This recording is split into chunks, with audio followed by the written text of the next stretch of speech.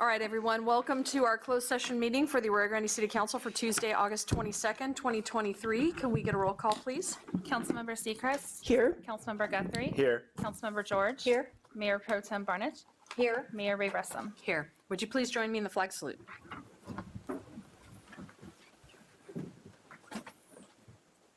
Ready, begin. I pledge allegiance to the flag of the United States of America and to the republic for which it stands, one nation, under God, indivisible, with liberty and justice for all. All right.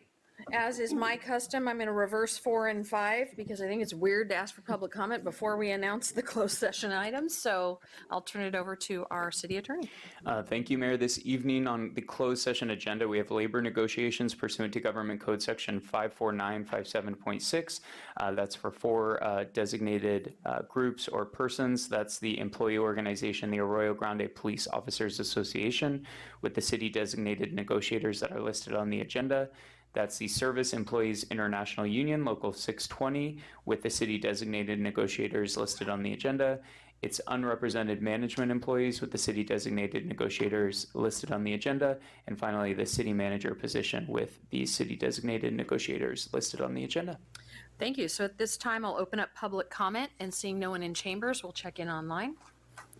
There are no members of the public online and there are no written comments. All right, then I will close public comment and we'll adjourn to closed session, and we'll be back at 6 o'clock. All right, everyone, welcome back. We are returning from closed session for our regular 6 p.m. meeting. Can we get a roll call, please? Councilmember Seacrest. Here. Councilmember Guthrie. Here. Councilmember George. Here. Councilmember Barnett. Here. Mayor Ray Russum. Here. Would you please silently join me in a moment of reflection?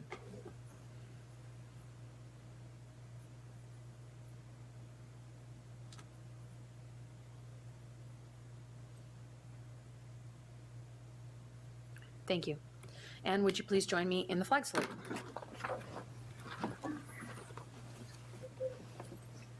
Ready? Begin. I pledge allegiance to the flag of the United States of America and to the republic for which it stands, one nation, under God, indivisible, with liberty and justice for all. All right, for agenda review, does anyone have any reason to move things around? Okay, then we'll proceed as published. For closed session announcements, I'll turn it over to the city attorney. Thank you, Mayor, for the closed session items that were read into the record before the council adjourned to closed session this evening.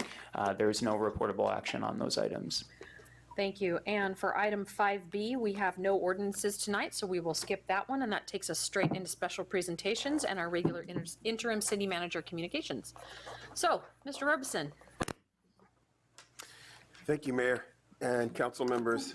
I don't really have many updates, although we have been getting some phone calls about the taste of our water, and some other surrounding communities have been as well.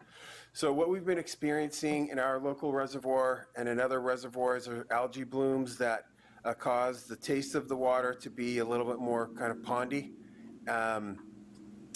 Our treatment facility at Lopez is aware of that. We're starting to adjust our treatment levels so we can try to get rid of that taste. Although, you know, it's due to the hot weather and utilizing a natural reservoir, a catch basin for our water. A couple things can be done to kind of alleviate that. It's refrigerating your water, that kind of takes down that taste. And then using some filtration systems like a Brita or something like that, that helps quite a bit. And then over the next week or so, we're going to be adjusting once again, like I mentioned before, to try and take that taste out. But there's always going to be a little bit of that during the hot weather. And when that subsides, the taste becomes more like normal water. So thank you. In my house, we call that the taste of summer. And it's like you can taste Lopez Lake in your house, and I actually think it's kind of cool. All right. Any questions for city manager? All right, then we'll move on to city council reports. And we are moving so quickly that I need to open up an email, so forgive me. CJPIA has not met. CCB has not met. Five Cities Fire Authority, I saw with my own little eyes, Councilmember George taking copious notes last night, so I'm gonna let her report, because she's so good at that. For the mayor's meeting, Councilmember Guthrie attended that on my behalf, and Sanitation District did meet, and we do have, I think I warned you about this, but I'm gonna open it up real quick, with a significant issue with the build. So essentially, we received a report on big clarifier, large, I don't know, 100 feet across, 12-foot thick slab, and the slab cracked. So we are in liquidated damages phase of the contract, and basically it's not us, and it's not even the any of the trades. It's going to be likely a, I don't want to call it a fight, but I don't know. It's not a negotiation. I don't know what the right word is. What? Yes, dispute. Thank you. Dispute is the word between the contractor and the engineering, because as I understand it,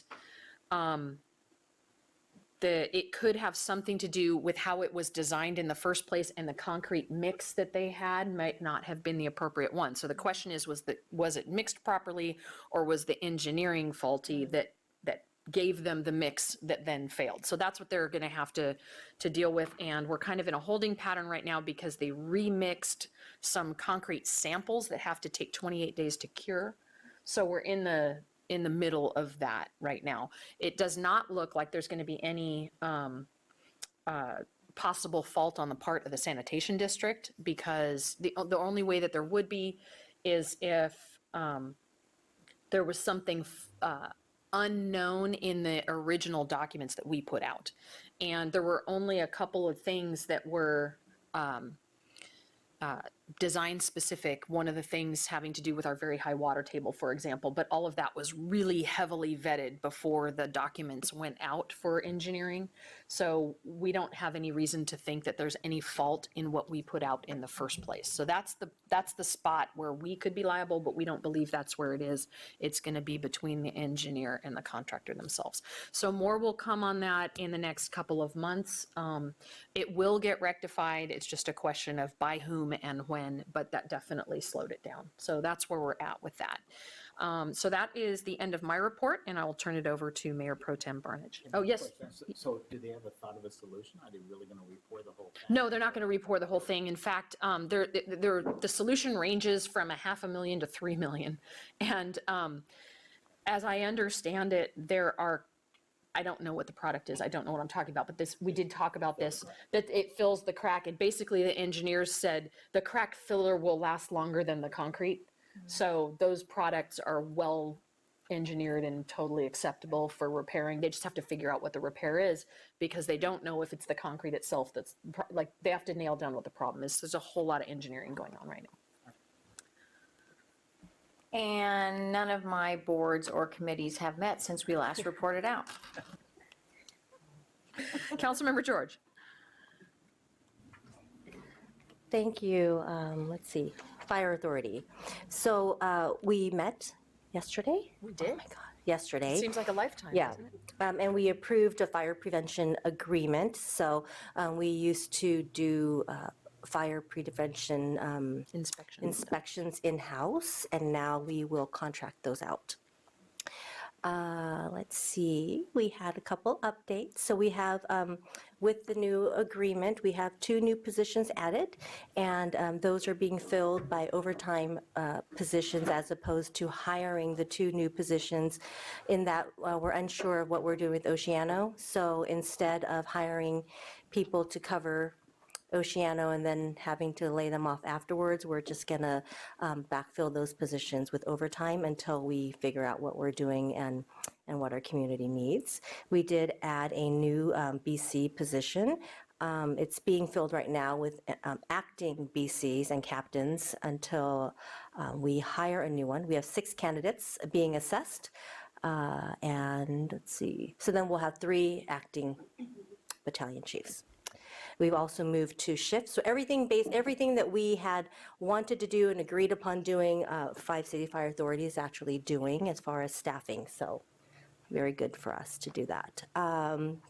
We have a new engine, and it came and it went out on a strike team, and it was in use, and they said everything's working great. Let me know if I'm paraphrasing anything. You're paraphrasing perfectly.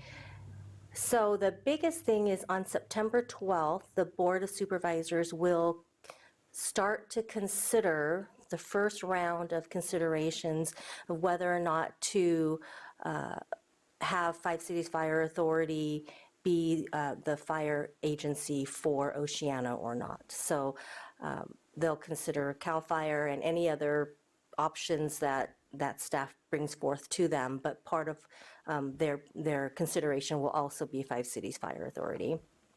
And that'll be on September 12th. So if anyone wants to go and advocate for 5 City Fire Authority, feel free to do that.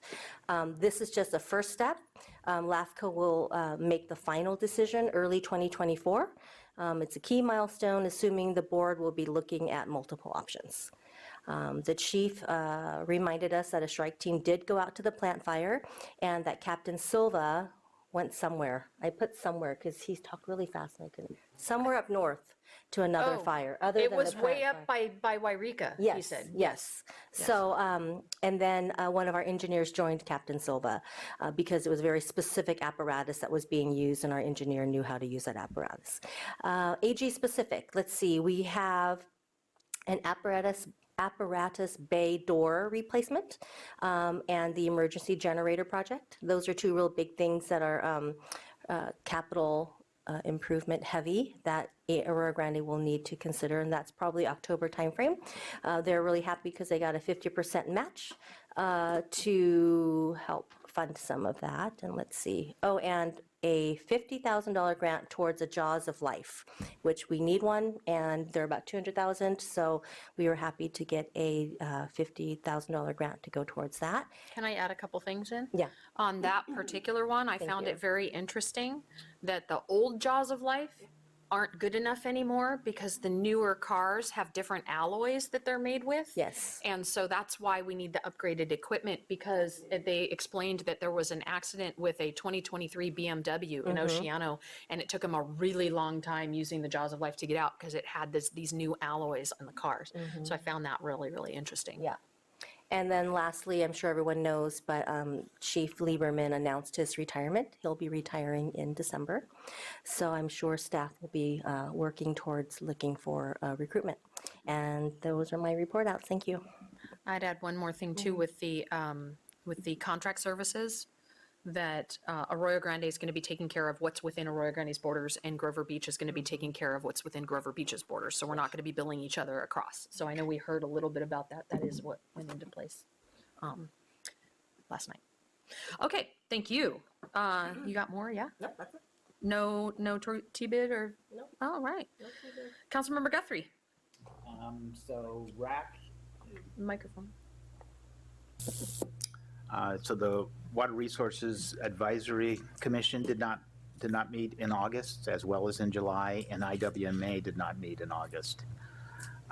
So at SLOCOG, it was a long agenda, but there's actually really only one thing worth really reporting, and that is the housing infrastructure plan that we had presented to us did pass, although it got renamed to the framework, and they pulled all of the formal they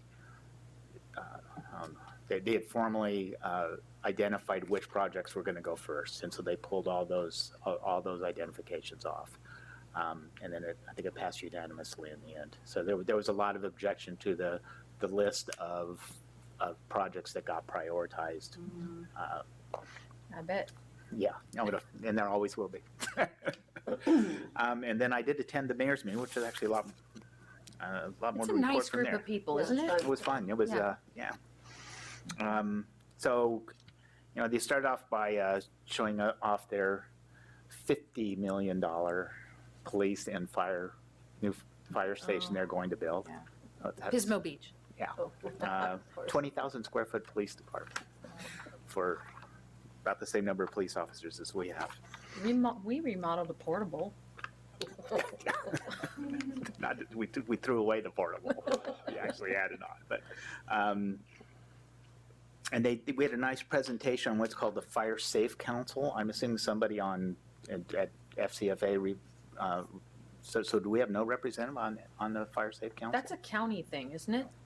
Cities they have representatives from cities and many places, so it's something we might want to look at. They do get a lot of grants. They operate exclusively off of grants. Pretty interesting program. They do a lot of stuff. Yes, as Public Works Director, I participated in the Fire Safe Council for a few years. We got some grant funding to do some work over on the James Way open space, so I'll continue to interface with them with the fire chief. Yeah, because they do get grants to clear areas, and you know, quite a bit of money goes through there in the end. Dave Molnex with the legislative just noted that there could be as many as $80 billion in state bonds on the 2024. Oh, great. Yeah. Sweet Lord. Yeah. Wow. Yeah, you know, and there is, I'm sure we're all aware, in particular, there is a movement afoot to require a 2/3 vote on even to get down as far as a recreational department fee could Oh, yeah, require a we've been 2/3 fighting vote of the that for people. 3 years. Yeah, Yeah. well, it apparently has a little more legs again, so.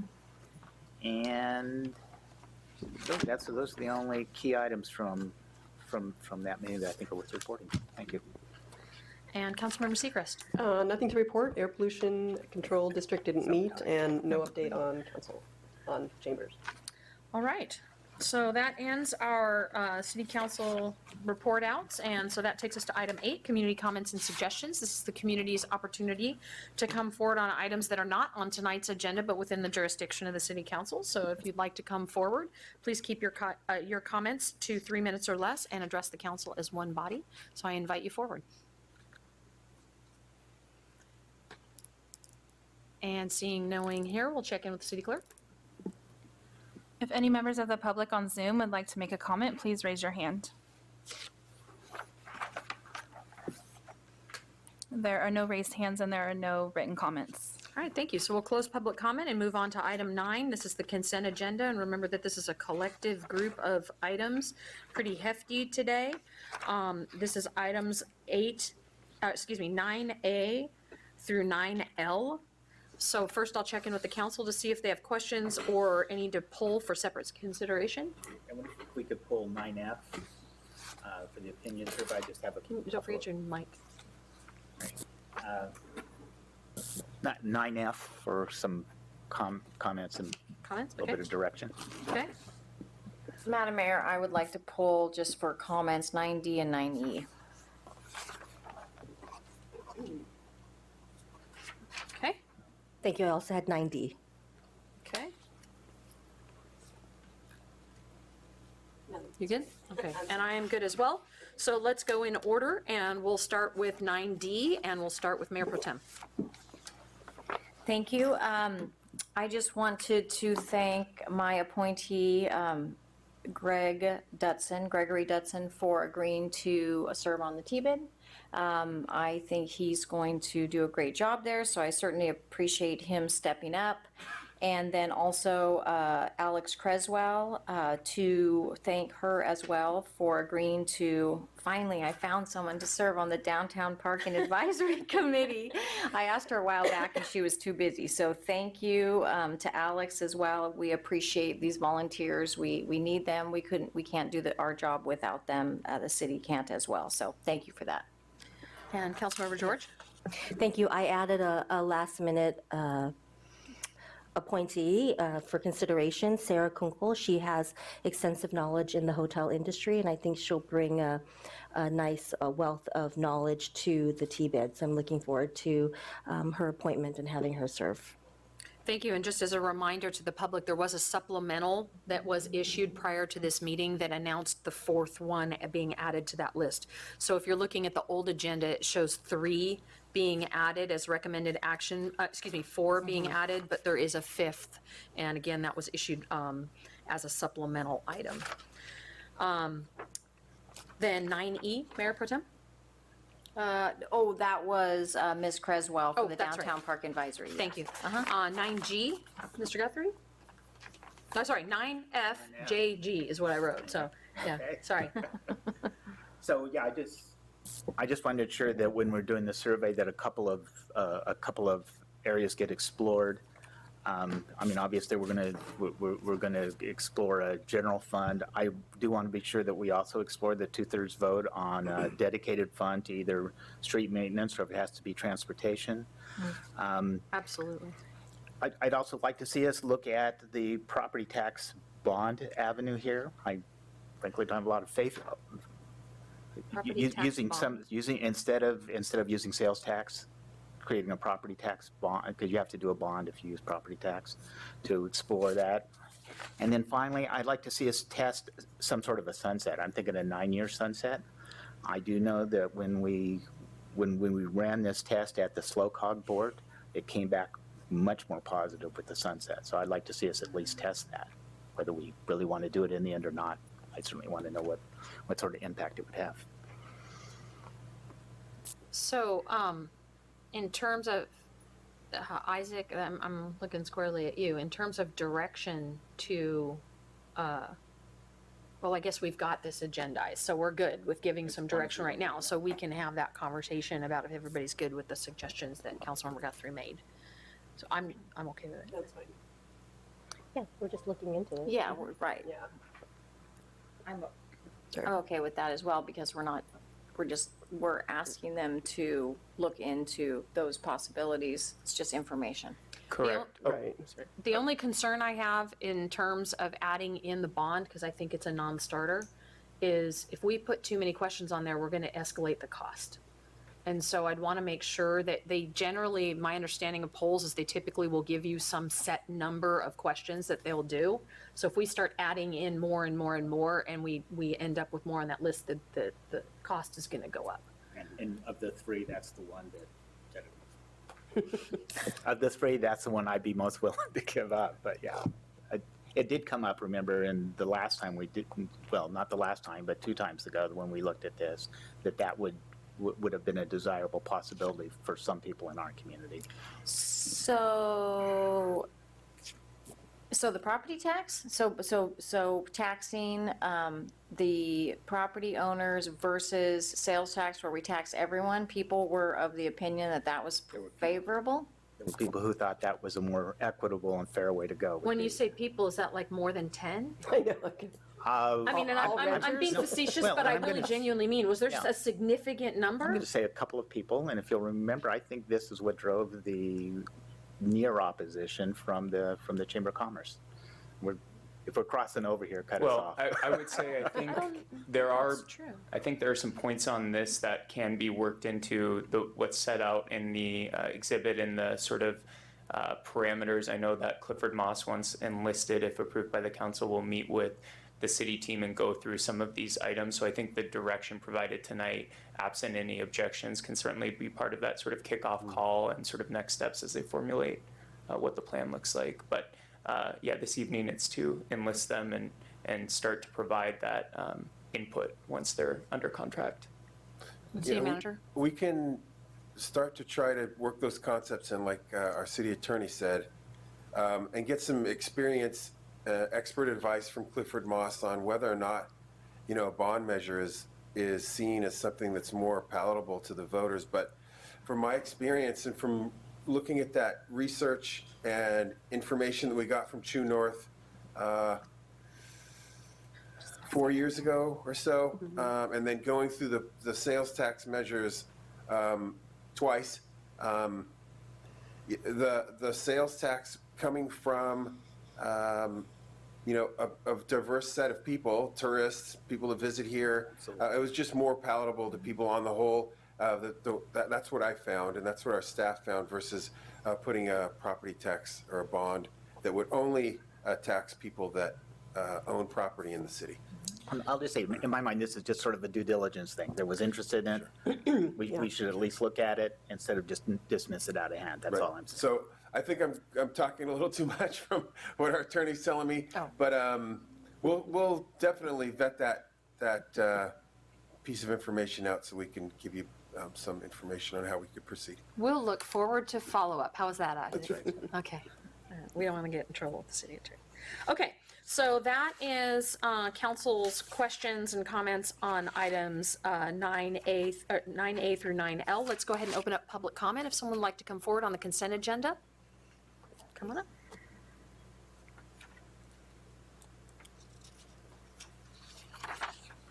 I would like to comment on that 9F bond. As a property owner in the area, I actually would be interested in a bond on property taxes as long as it's for something specific and a specific amount of years, instead of just a raising of sales tax across the board with no end, you know. So just want to comment on that. Well, we can check that off as one of our survey respondents right there. Okay, anybody else? All right, let's check in with the city clerk. If any members of the public on Zoom would like to make a comment, please raise your hand. Okay, there are no raised hands and there are no written comments. All right, so we'll bring this closed public comment and bring it back to the council for consideration and potential action. Madam Mayor, I would move for approval of items 9A through 9L. Second? Any discussion? We have a motion and a second. Can we get a roll call, please? And I would just add, since we added a member for consideration to the T-bid, that we would amend your motion to say as amended recommendation. As amended. Thank you. So moved. Thank you. Second holds. Second holds. All right. Mayor Pro Tem Barnage. Yes. Councilmember George. Yes. Councilmember Seacrest. Yes. Councilmember Guthrie. Yes. Mayor Ray Russum. Yes. Item 10 tonight, we have no public hearings. Item 11 is old business. This is our general plan update study session. So excited about this, and consultant introduction. So I presume that Director Pedrati will be introducing this? Yes, thank you. Thank you. Good evening, Mayor Ray Russum and council members. Brian Pedrati, Community Development Director. And tonight is an informational study session on the general plan update. It's also an opportunity for you to identify any key issues that you'd like to see as part of the, before we get into sort of the community public engagement process. We're excited to embark on the journey with our community. We only, most communities only get once in a couple decade an opportunity to do this, step back, evaluate the current state of things, and comprehensively vision for the future.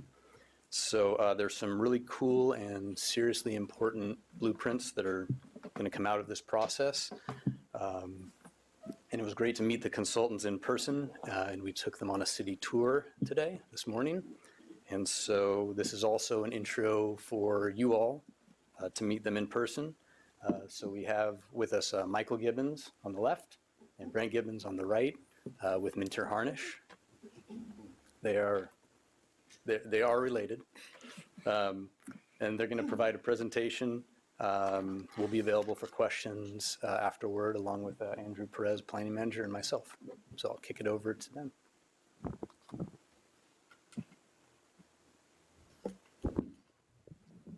There we go. Good morning. Good evening, Mayor. Good evening, Council. Great to be with you tonight. We're kicking off the general plan update for the city of Arroyo Grande. And what we're going to do is walk through a presentation this evening. Think of this as an educational standpoint of who we are, so you get familiar with these two faces in front of you who will be here through the duration of the project. A little bit more of an understanding of what a general plan is, if you're not familiar with that, the overall process, and then we'll walk through all the steps and what to anticipate next as part of this effort. So I just want to introduce the project team. My name is Brent Gibbons. I'm a principal planner with Minter Harnish. I have I went to school at Cal Poly, familiar with the Central Coast.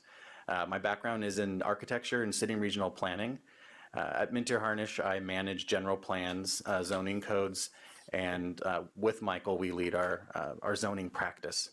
As part of this project, I will be what's known as the project director. So I will step in at certain points, allowing Michael to lead as the project manager, and will be involved in all assets of the project. Each of the deliverables cross my desk for QA/QC, and then as part of all future hearings and meetings with both the commission and the council, I will be representing the company and be part of those.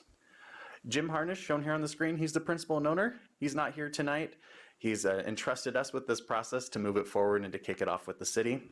And then Michael Gibbons, he is our project manager. He's your day-to-day point of contact. So everything with the project, he'll be there, the face of the engagement, and also the deliverables. Minter Harnish, we've been around since 1985. We specialize in general plans and zoning codes. We've worked all throughout the state. This map, I would say, is quite exhaustive. We've worked with over 60 general plans and about over 24 zoning codes.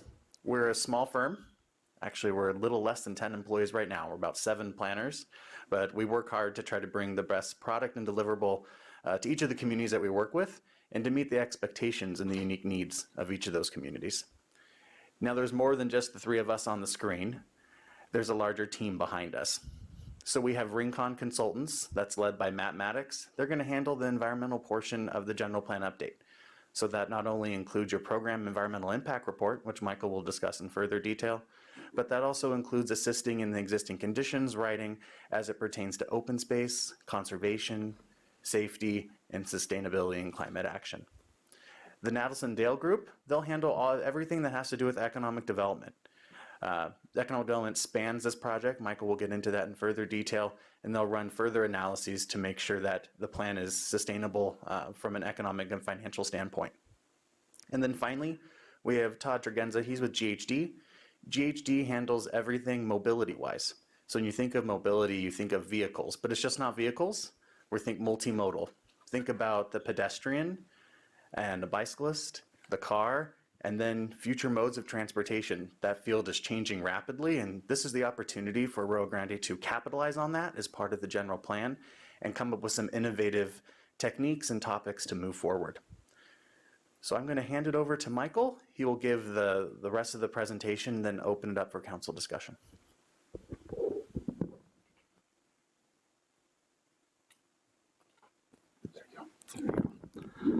You have to press harder. I didn't understand that. Good evening. Michael Gibbons. I'm the project manager. Very excited to be with you all this evening. Also a Cal Poly graduate, so it's nice to be back on the Central Coast.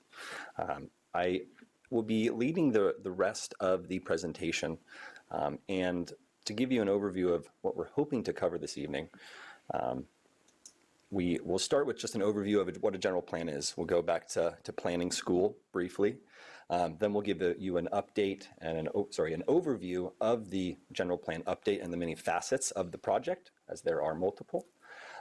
Discuss the robust community engagement strategy that is expected and that we are prepared to implement as part of this project. Then open it up to a discussion with the council, and then discuss next steps. So, what is a general plan? It is a state-required document that serves as the foundation for a city or county. The state requires that every municipality, city or county, adopt a general plan. It will serve as the long-term vision for the community, and really what it involves or what it entails is a series of chapters. And these chapters are what we refer to as elements, and these elements really address the needs and the operations of your city. So it addresses items such as land use, economic development, conservation, open space. General plans really have 3 characteristics: general, comprehensive, and long-term. And I think this is often better illustrated with kind of this graphic. So when we think about general plans and its relationship to some other common terms that we know, zoning, subdivision, building permits, your general plan serves as the foundational document for those. It is long-term, it's visionary, it's more general, but what the state requires is that in addition to having a general plan, all of your subsequent zoning ordinances, development code standards, city decisions have to be consistent with your general plan.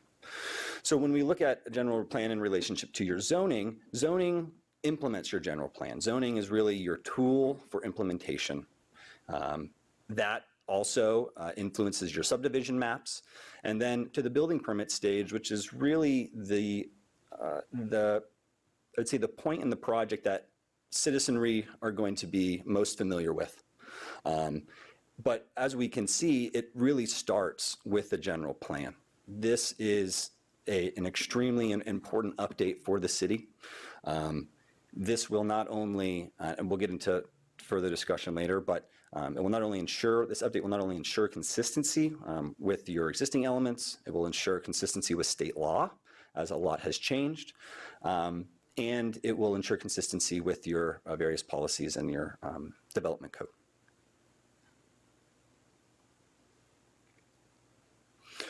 So as mentioned, the state requires that there are a multitude of topics addressed in your general plan. 2017 is the latest general plan guidelines. This is put out by OPR in Sacramento.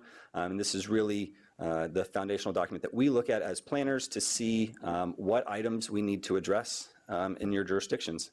So there are a total of 9 up here. And really, land use, circulation, housing, conservation, open space, safety, and noise, those are what we would consider the typical general plan elements. Those have had a long standing as being the only elements that a general plan had to entail. Recently, environmental justice has become a topic that the state has decided that they wanted to have some sort of control over. And then we look at air quality. Now, air quality is not a required element or topic for the city of Arroyo Grande or for really any Central Coast community. This is specific to the Central Valley.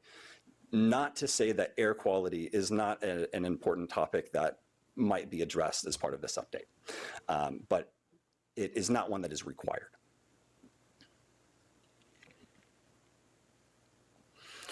So it's been a while since the city has gone through a comprehensive update of the general plan. There has been some piecemeal updates, but nothing as comprehensive as hopefully what we're embarking on this project.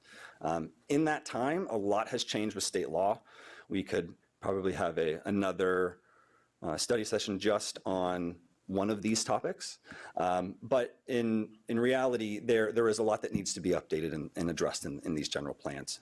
So some of them, most notably, would be environmental justice. That is really addressing inequalities that would exist historically within jurisdictions.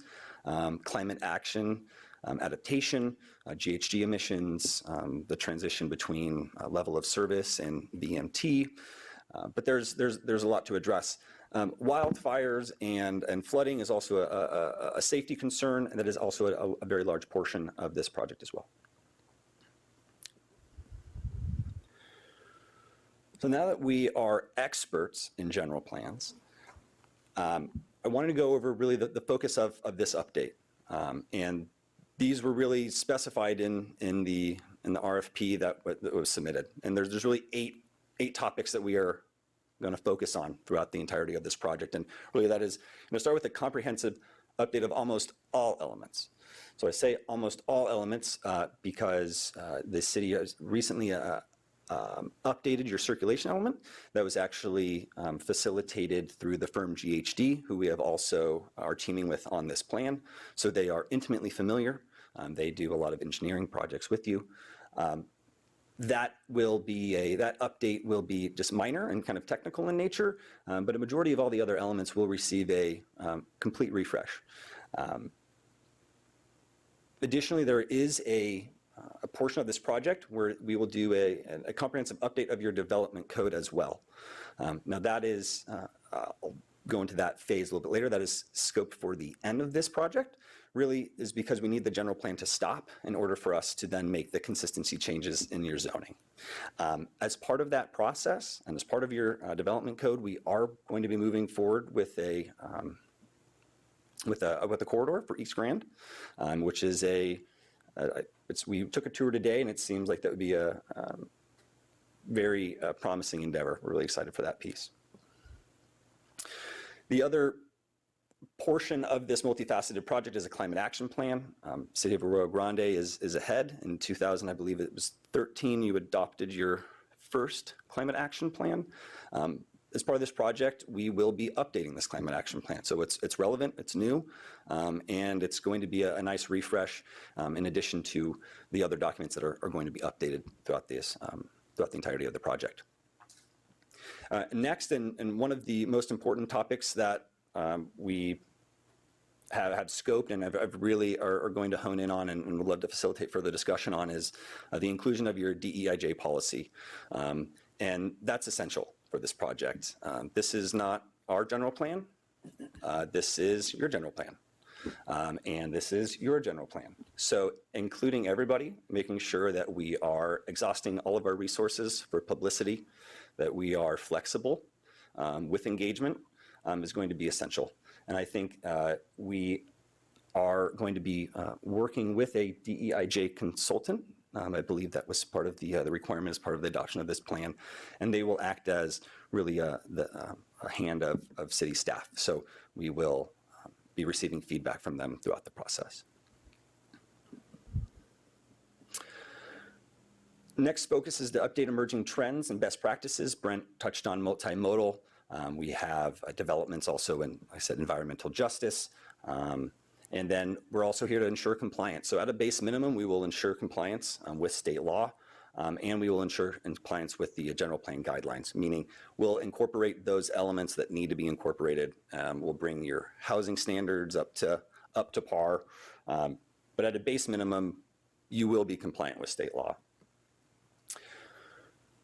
And the last two is, say, the vision statement is probably one of the more important portions of this general plan, and that is setting the vision and the goals of the jurisdiction. That vision statement will then be influenced by your vision statement will influence your goals, policies, and implementation programs, which we will also go through as part of this effort. And then a robust community engagement strategy. And we already kind of touched on that with the inclusion of your DEIJ. We have a robust strategy that we're excited to show and discuss with you all this evening, but that is another large focus of this project. So here is a 3-year schedule. This might be difficult to see, and I'll preface this by saying we did not start the project in February. But as far as the time frames, this is accurate. This is what we are anticipating the project, how long the project taking, and this would be the phases and the steps involved. You'd see there are some areas where we are overlapping, but we are, according to this schedule, we are prepared to finish this project in 3 years. That is including your comprehensive development code update as well. Okay, so now that we see visually our phases, I wanted to go through each of them a little bit more. So our project initiation phase, we're here. This is the project initiation. We had a kickoff meeting, a virtual kickoff meeting with city staff and the consultant team a couple months back. Project initiation is also where we do a city tour, which we did today, and where we start to hone in on areas that the general plan is really going to start addressing. Phase 2 is our public outreach strategy. I will discuss more specifics. You can kind of see our outreach strategy already in front of you with some cards, but we have a variety of activities that we're planning on facilitating throughout the entire process. That be pop-up booths, formal workshops, study sessions, virtual workshops. But really, it is going to be through the lens of equity and through your DEIJ policy.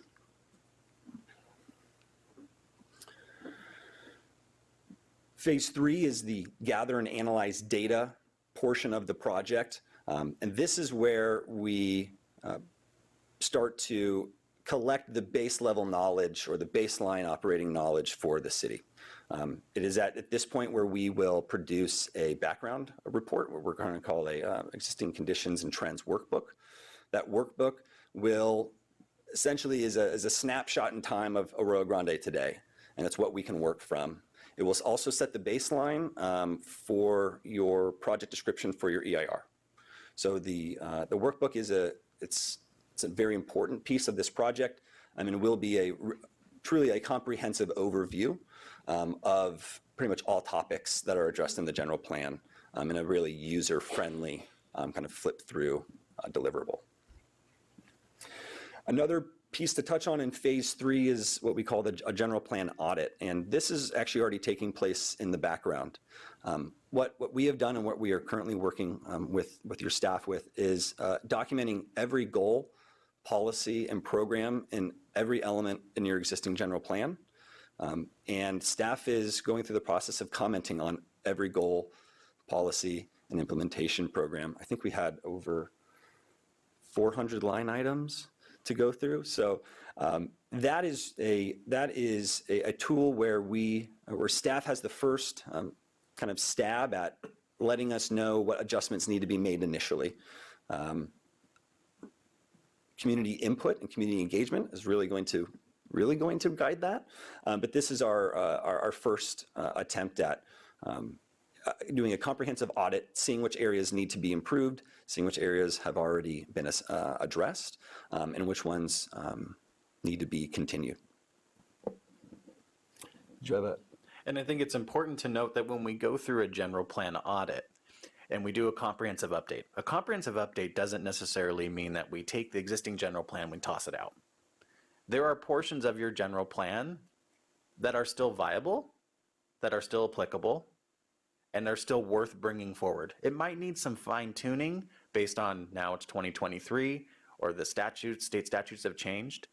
But this is the opportunity for city staff to go through and start to comment, make modifications, note which programs have been completed, which ones are still ongoing, and which policies or programs still align with where the city is intending to go over the next 20 to 30 years. So I just want to preface that when you do a comprehensive update, it's not throwing everything out. Actually, a lot of the material does get retained, just modified based on current expectations of the community and council. Thank you. That was great.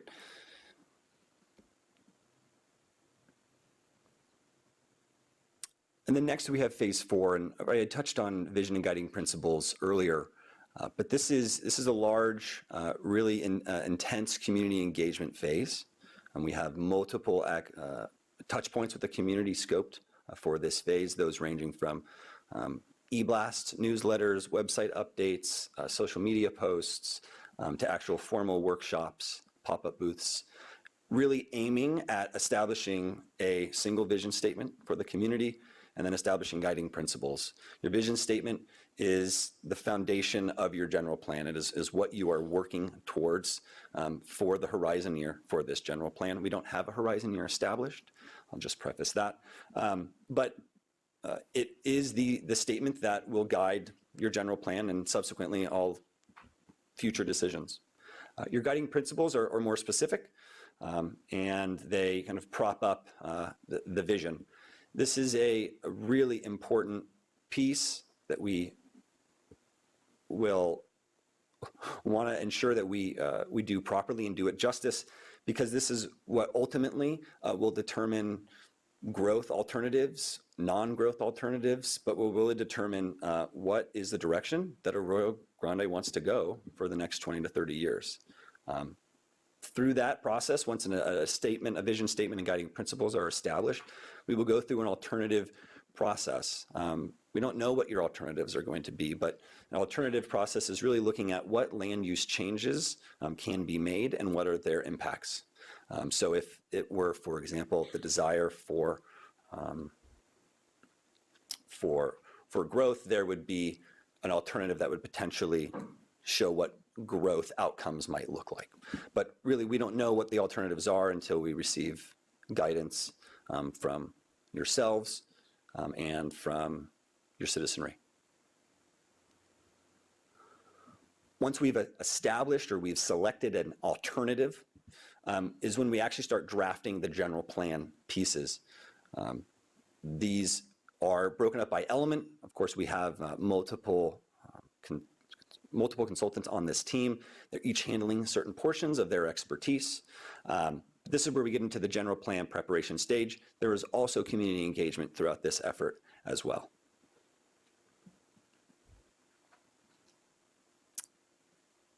Phase 7 is your EIR. This is the document in which you will identify potential outcomes, environmental outcomes of the project. It will allow for further streamlining for further projects that are teed off of this EIR or general plan. And it identifies those areas that the city might have to mitigate as part of adopting this and as part of an alternative choice that is selected.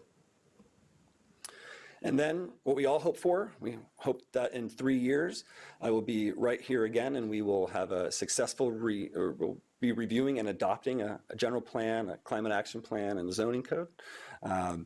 But throughout this public review and adoption process, again, it's littered with community engagement. And throughout, I think it's really important because we're allowing, there is the opportunity, not we're allowing, there is the opportunity for public comment really up until adoption.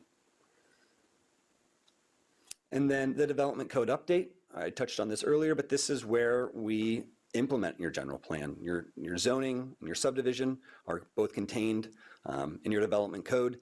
And this is where the various mechanisms and programs that were established in your general plan will actually come to light. Really land use specific. So if you look at densities or you're looking at increasing heights or modifying parking, those will all be addressed in your development code. We will not only ensure consistency, but we will also in this development code update address new topics. And it will have its own track. We will have another study session with you all before that development code update actually kicks off. But just know that we will be giving you the teeth to actually implement your general plan. And then phase 10, this is kind of disingenuous as it's not really a specific phase at the end of this project. Phase 10 is really going to happen throughout. And phase 10 really makes up of two really important meetings, and they're economic development specific. So one is a market analysis. So it's going to look at what emerging trends are existing. Specifically, it's really important to look at emerging trends post-COVID. A lot of the statistics and data and that we have doesn't really address COVID. And there have been very large developments in economic development that we believe the city of Arroyo Grande is looking to capitalize on and address throughout this process. And then last is we have our climate action plan update. That is, again, going to be an update of your existing climate action plan, but it really will be kind of teeing off of all the other phases before it.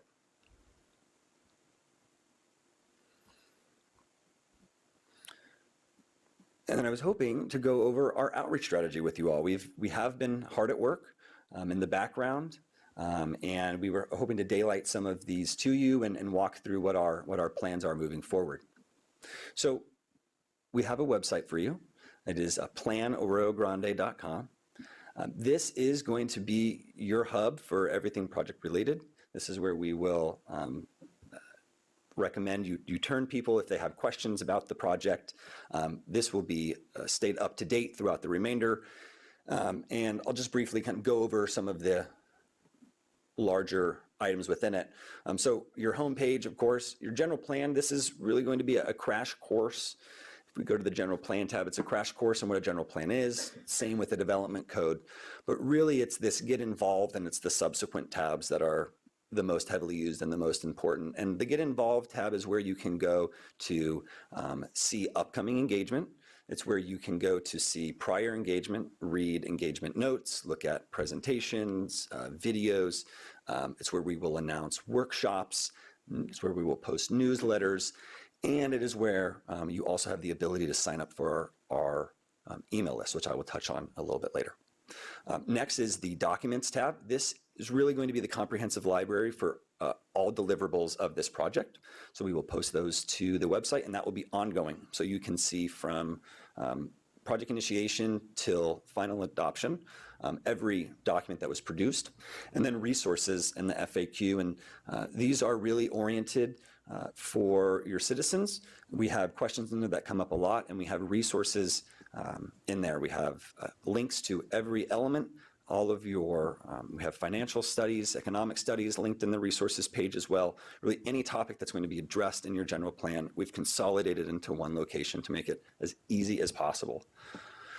It's also important to note through the lens of DEIJ is this is a fully accessible, translatable site. So we can actually translate up to 50 languages. We've only selected just 8 for this project, but we can certainly add more. It is a wonderful feature. Not only do we have language translation, but we also have other accessibility options. So there are features for those that have dyslexia. There are modifications that happen to the text. Those that have vision ailments there are contrasting colors, and it's really interactive process, just aimed at, again, making it as accessible as possible. And the next, you can see that we have a logo in that corner, and this is your branding. This is what we have come up with as the project logo. Plan Arroyo Grande. We have some features, as I'm sure you can are obvious in the logo. But this really will give a face and an identity to this project. Every document that we produce will have this logo on it. The cards in front of you, which I will also touch on, have the logo, and we really want this to be the face of this project and have it be recognizable and have consistent branding. Next is social media. So we will be very active. As we know, we will be active on virtual platforms and on social media. Of course, as we know, through COVID, we can facilitate virtual meetings, so we can do that as well. Email blasts is what I wanted to touch on earlier through our website, and so I'll briefly go back. But at the bottom of the website page, there is a location, actually on every landing page, there is a location to do 2 things. Leave a comment and sign up for our email list. And our email list is going to be at least internally, or at least what we can do is going to be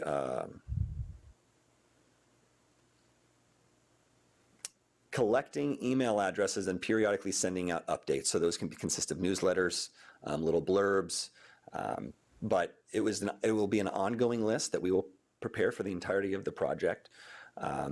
We don't send anything besides project-related information in these emails, but that is where, if you want to get notified of upcoming engagement, if you want to get notified of newsletters, updates, signing up for an email list is going to be the best way to do that. And it's also the best way to leave us a comment. So there is a feature in there where you can put your name and drop in a comment for whatever you would like to comment on. It's often asked where those comments go. Brenton and I often grab our phones and we look at our computers because they go directly to our inbox. And they also will go to staff's inbox as well. So every comment is recorded. Periodically, we will answer every comment that is, or every question that is submitted. And then we will periodically post those on the website as well. That way everyone else can see.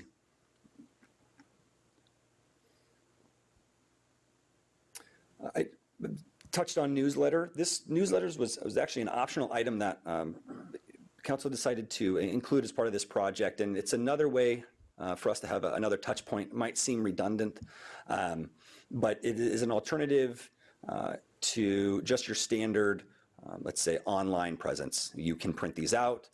These can be PDFs. We can make these interactive. These can be sent out as your e-blasts, but we send these out at key points throughout the project, and we already have one, a draft, and we will be releasing one next week.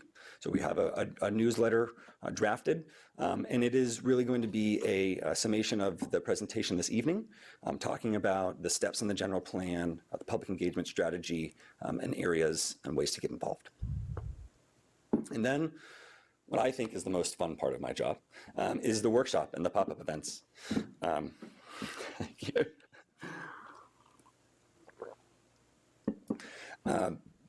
We have found through COVID that traditional community engagement events, formal workshops, people aren't really engaging with them anymore. And we're having to adjust to that. And so we have found a lot of great success with working with schools and working with existing community groups, latching on to events that are already taking place in the city, whether that be farmers markets, and really honing in on the activities that take place at these particular workshops really will depend on the phase that we are in. For instance, if we kind of look at this picture, this is an example of a project that we're doing in the Valley, and we're posing the question, if you were mayor for the day, how would you address some of these environmental justice topics? We try to have engaging activities that not just address, everyone can be a problem identifier, really. It's being problem solvers, which is what we're looking for. So it's taking that next step in engagement and not just asking what the issue is, but how would you solve it? And really kind of putting the question on them. And that is a wildly successful activity. But we actually have our first engagement on October 5th. So it will be in the council chambers and will be a project overview. We will talk about the various phases, very similar to how we did today, and we will have some initial input activities. Really the next activity or the next engagement after this, we'll get into your visioning and your assets and your issues and opportunities, but this is the kind of the first touch point with the community. Again, we will publish this and publicize this on the website. We will utilize the resources that the city has, your PIO and your communications officer, and then our internal emails as well.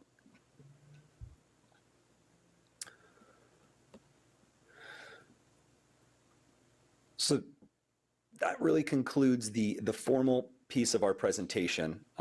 I do have another slide on next steps, so I think I might just touch on those briefly before we get into the discussion. And so, as already noted, we have our first workshop in October, and then we will start our real engagement with stakeholder interviews. So we will work with staff to identify stakeholders in your community.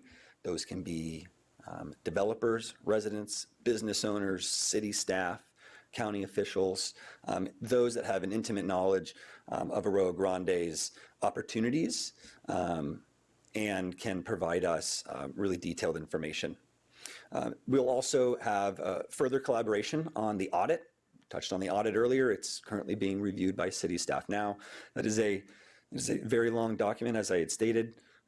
So I think as of now, we have it scoped for, I believe, the finishing in the end of October or the middle of October. And then we have the preparation of the existing conditions and trends workbook, which is the true first deliverable as part of this project. And again, that will advise your project description for your EIR, and will set the snapshot in time, base level information of the city as it exists today. So I will hand it back to you all. We have kind of three questions that we're hoping to gain feedback from, and then if there are any additional comments that you would like, we're ready to take notes on those. But the first one that I was hoping to go over was indicators of success. And so when the general plan update is complete, what would make you feel that this project was worth it and that this project was successful? Our next question is addressing challenges. And this is really going to be helpful for us. And that is, what are the challenges that exist today that you feel the general plan should address? And then the key opportunities. So where are areas for improvement, areas that we can preserve of your existing standards or processes, and then look at additional areas to enhance improvement. So maybe I'll turn it back and it can be a free-for-all. Can I ask a clarifying question on this slide here? When you say key challenges and key opportunities, are you talking about with the end product or with the process that you have laid forth? It's a great question. So yeah, key challenges will be the process. Indicators of success, that will be kind of, if you can envision the end of this project, what are going to be those items that you are going to hang on to as being important for the success of the project, or those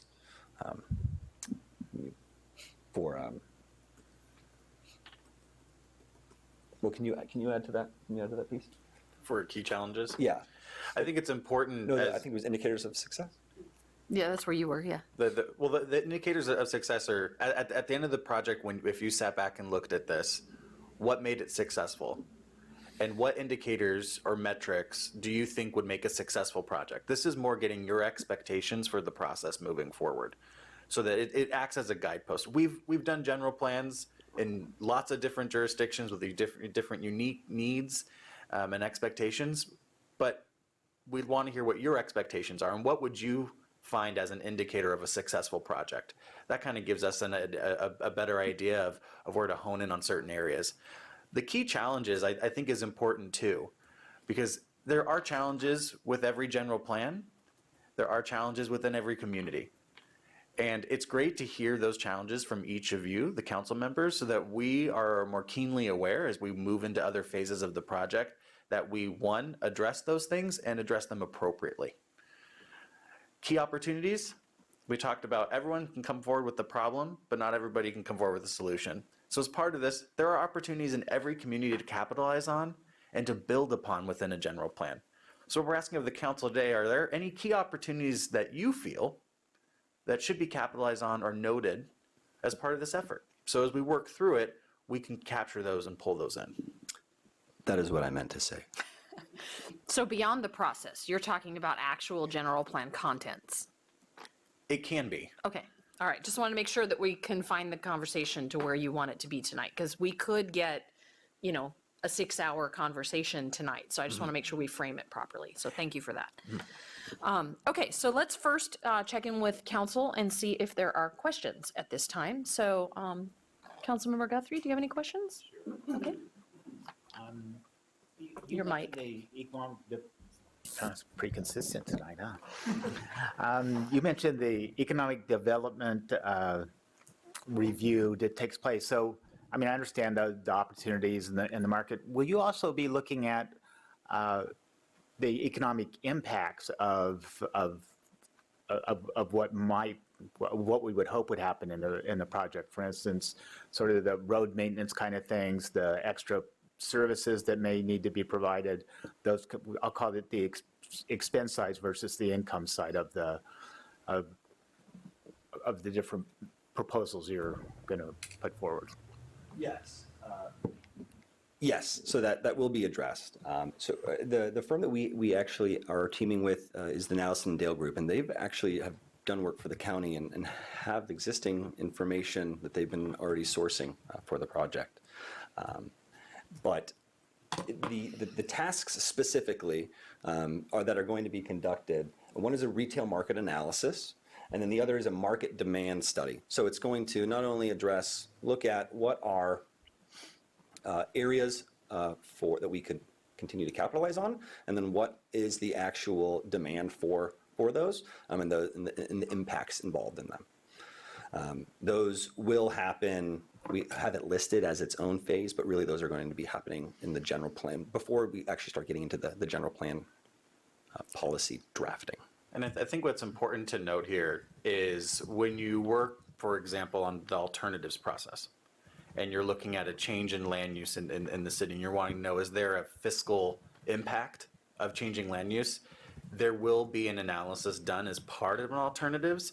It may not get as far down into the weeds as I think you're heading, which is getting into fees and applicability down to that level.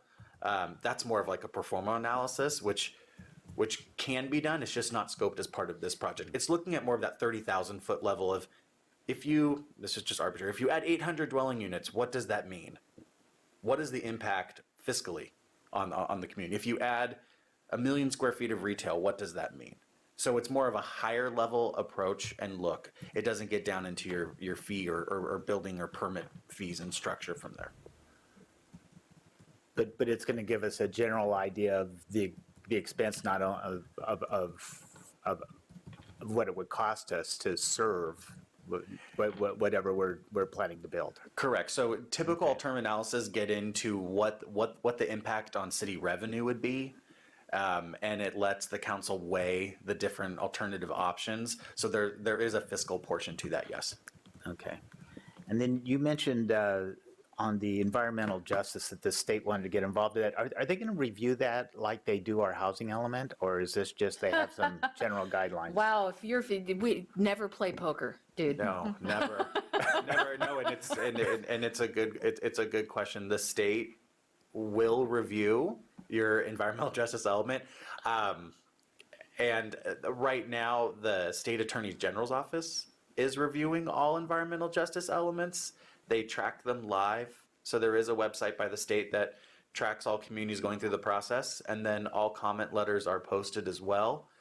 So you can see how other communities are faring during their review. But yes, it's similar to HCD. You will have to go through a review of that. That's terrifying. However, there won't be that comment period that you're anticipating with the When they get to HCD. formally, they need to approve or reject it. Yeah, no, this is post-adoption. So this is going to be happening in the background without you all really realizing it. OPR, or the Attorney General's office will be looking at it and will be reviewing. They are actively issuing letters to communities that aren't in compliance. That will not be you. We have a really great track record with environmental justice, having worked really in the Valley. And we have some really innovative tools that are going to help us hone in on that piece specifically. But no, it's not going to be as intense. It's going to happen in the background. So we won't have a 6-month turnaround right up against their deadline. Correct. All right, thank you. No, and I think what's important is having the equity lens on this project from the beginning, and an outside source almost as a reality check goes a long way with the state.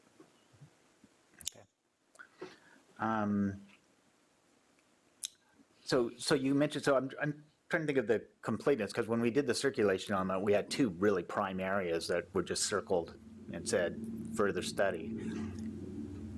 And you mentioned one of them is Grande Avenue. A second one is a possible overpass on the south end of town.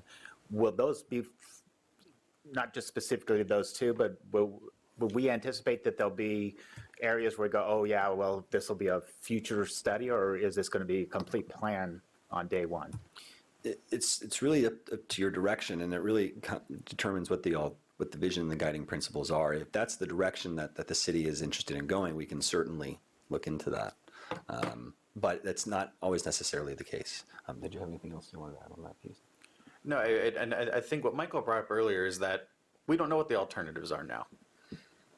I mean, the community has not weighed in the visioning process. The visioning process may be a little to no growth.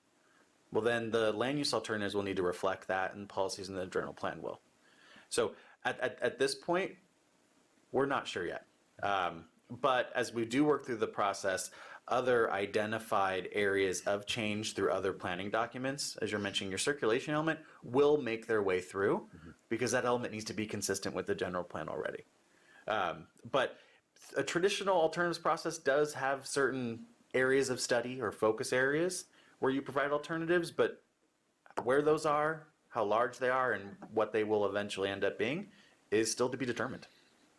So just using the circulation as an example, so we have one we did.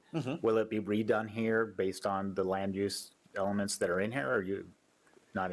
So the circulation element will not go through a full comprehensive update, but we do expect more of a technical modifications, and you will have to be updated based on where the land use alternatives go, and where the vision goes.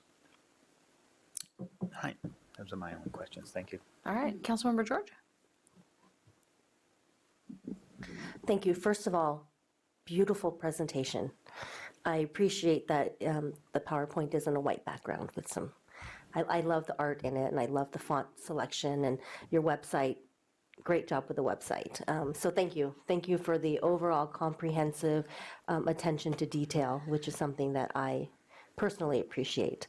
I love the logo, love the cards, love the website name even. So I think we're off to a really solid start.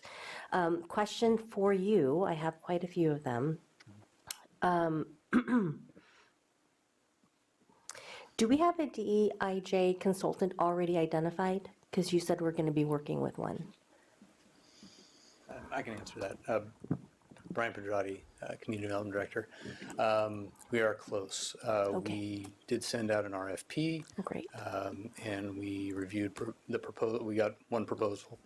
And we're working with the city attorney on that proposal. So we're hoping soon, yes, that we'll have someone on board. Okay, wonderful. Thank you for that. The newsletters that you were discussing, and I don't know if this is a question for staff or for you, do we have it budgeted to actually do physical mailers, or is everything digital?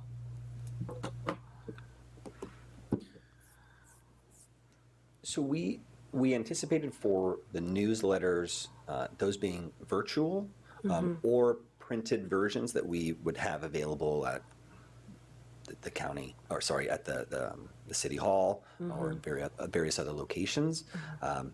If that is something that you think would be an effective technique of actually physically mailing those out, it's something that we could certainly discuss with staff. I don't know what my fellow colleagues think. I think it would be important, at least the first one. We don't have to consistently send the others. But if we have the first one sent out via snail mail, and we have all the information with the website on there, the QR code on there, then at that point, it's up to them if they want to continue to get the information. But I just want to make sure we reach every single person, even the ones that may be technically challenged, because we do have a pretty substantial senior population here. So thank you for that. Let's see. How accurate is your website right now? Because when I'm looking at the website, it says that we could possibly be in public review and adoption summer of 2025. So 2 years? Am I being optimistic in that? Summer, winter of 2025? Yeah, I'll have to go back and double check that date. Okay. Yeah, I'll have to double check. That may have been based off of our original schedule. Okay. So I'll confirm that. Okay. I was just getting excited. I'm like, ooh, so soon. So then I was going to ask you, if it takes 2 years for that, then what are we doing that third year? That was going to be my question. But looks like you just might have to go back and take a look at that. That timeline that you had put up there was really hard for me to read. Is there a way we could get a copy of that so that we can maybe put our own dates on there? And it's just something that'll be easy for us to reference as time goes on, just to kind of keep track of what's going on. We'll actually give you an updated version of that. Yeah. Okay, that would be wonderful. Thank you. To answer some of your questions, are you taking answers now, or is that we're just doing questions right now, and then we'll do that part later? What would you like to do, Mayor? Let's do questions now. Let's listen to the public, and then we'll give you input. That's all I have for questions. Thank you. Councilmember Sechrist. Thank you, Mayor. I join Councilmember George. I like the logo. I like the cards. It looks great. I think the message is conveyed. People will, I think, respond to that. I also think it's a good idea to send out at least one flyer. I know that can be really expensive, so I'm not sure how that will work, but I do agree and certainly know a number of seniors that would appreciate getting the first one, and as Lon says, at least get them started, on the website and everything. And I'd appreciate a copy of the timeline too, because I couldn't see it at all.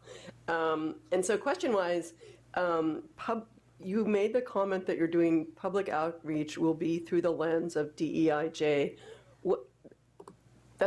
How does that work? I mean, just in general, you're going to be working with the consultant, so they'll just have their eye on things, or what does that exactly mean? Yeah, it's broad, right? So, Yeah, I was I mean, just- so I think, yeah, first I'll touch on the piece. So yeah, through the lenses, through the DEIJ consultant, they will be reviewing kind of all of those deliverables, our ideas, our workshop ideas, ensuring that it is compliant with your policy. So through that realm, every decision that will be made for community engagement will be in compliance with that. For kind of our standpoint of how we conduct workshops, we have translated materials, so we will translate all of our workshop materials, presentations. We'll work with you for translation services if that is desired. We do a lot of live translation services at certain community workshops if it is deemed that might be helpful. But it is also working with you all to determine which groups and which groups we need to reach out to specifically that aren't typically targeted effectively with existing publicity. So it is working with those groups that maybe have historically been disadvantaged or left out of that process, identifying them early on and engaging them early on in that process. Great. Okay. Thank you. Thank you, Mayor Pro Tem. Just a couple questions before we answer those, I guess, after the public. So as far as going a little bit further, what Councilmember George and Councilmember Seacrest were speaking about, so I love the idea of the newsletter, but I didn't see anything if someone gets the newspaper, sorry, not the newspaper, the newsletter, if someone gets the newsletter, they can, so if they weren't computer savvy, right? So the email, the website, no, my dad's not going to do any of that. Just for example, he would come to a meeting and put it on the calendar. But I guess I'm wondering, besides that, how would you ever get input from an individual that's not on a computer? They might come to a meeting, but I'm going to say something super dated, but like in the good old days when we did the general plan update a million years ago, I think we sent out pieces of paper and with bubbles, and people bubbled them in and sent them. And my dad loves to fill stuff out he gets in the mail, and he would for sure do this, and his friends would for sure do this. So is that something that you've done in other communities? I know it's expensive and it might be time consuming, but we have such an aging population, and unfortunately some just aren't going to a QR code. They have no idea what that is. So even an email, they might not even send an email, but they certainly would fill out a survey. So is there something like that you've done in communities that are having, some older folks in the community? What we have found in instances like that is identifying if there are developments, large apartment complexes that we know have that target market, going into the offices and putting physical flyers, physical surveys. As far as going and doing mass mailings, I have not done that on a project, but it is not to say that it is not possible. Obviously, it is possible, and is something that we can certainly look at. Okay, I mean, the city does send things out to our residents, the sales tax measure summary, and so I know it's doable. I would say that we have to do that.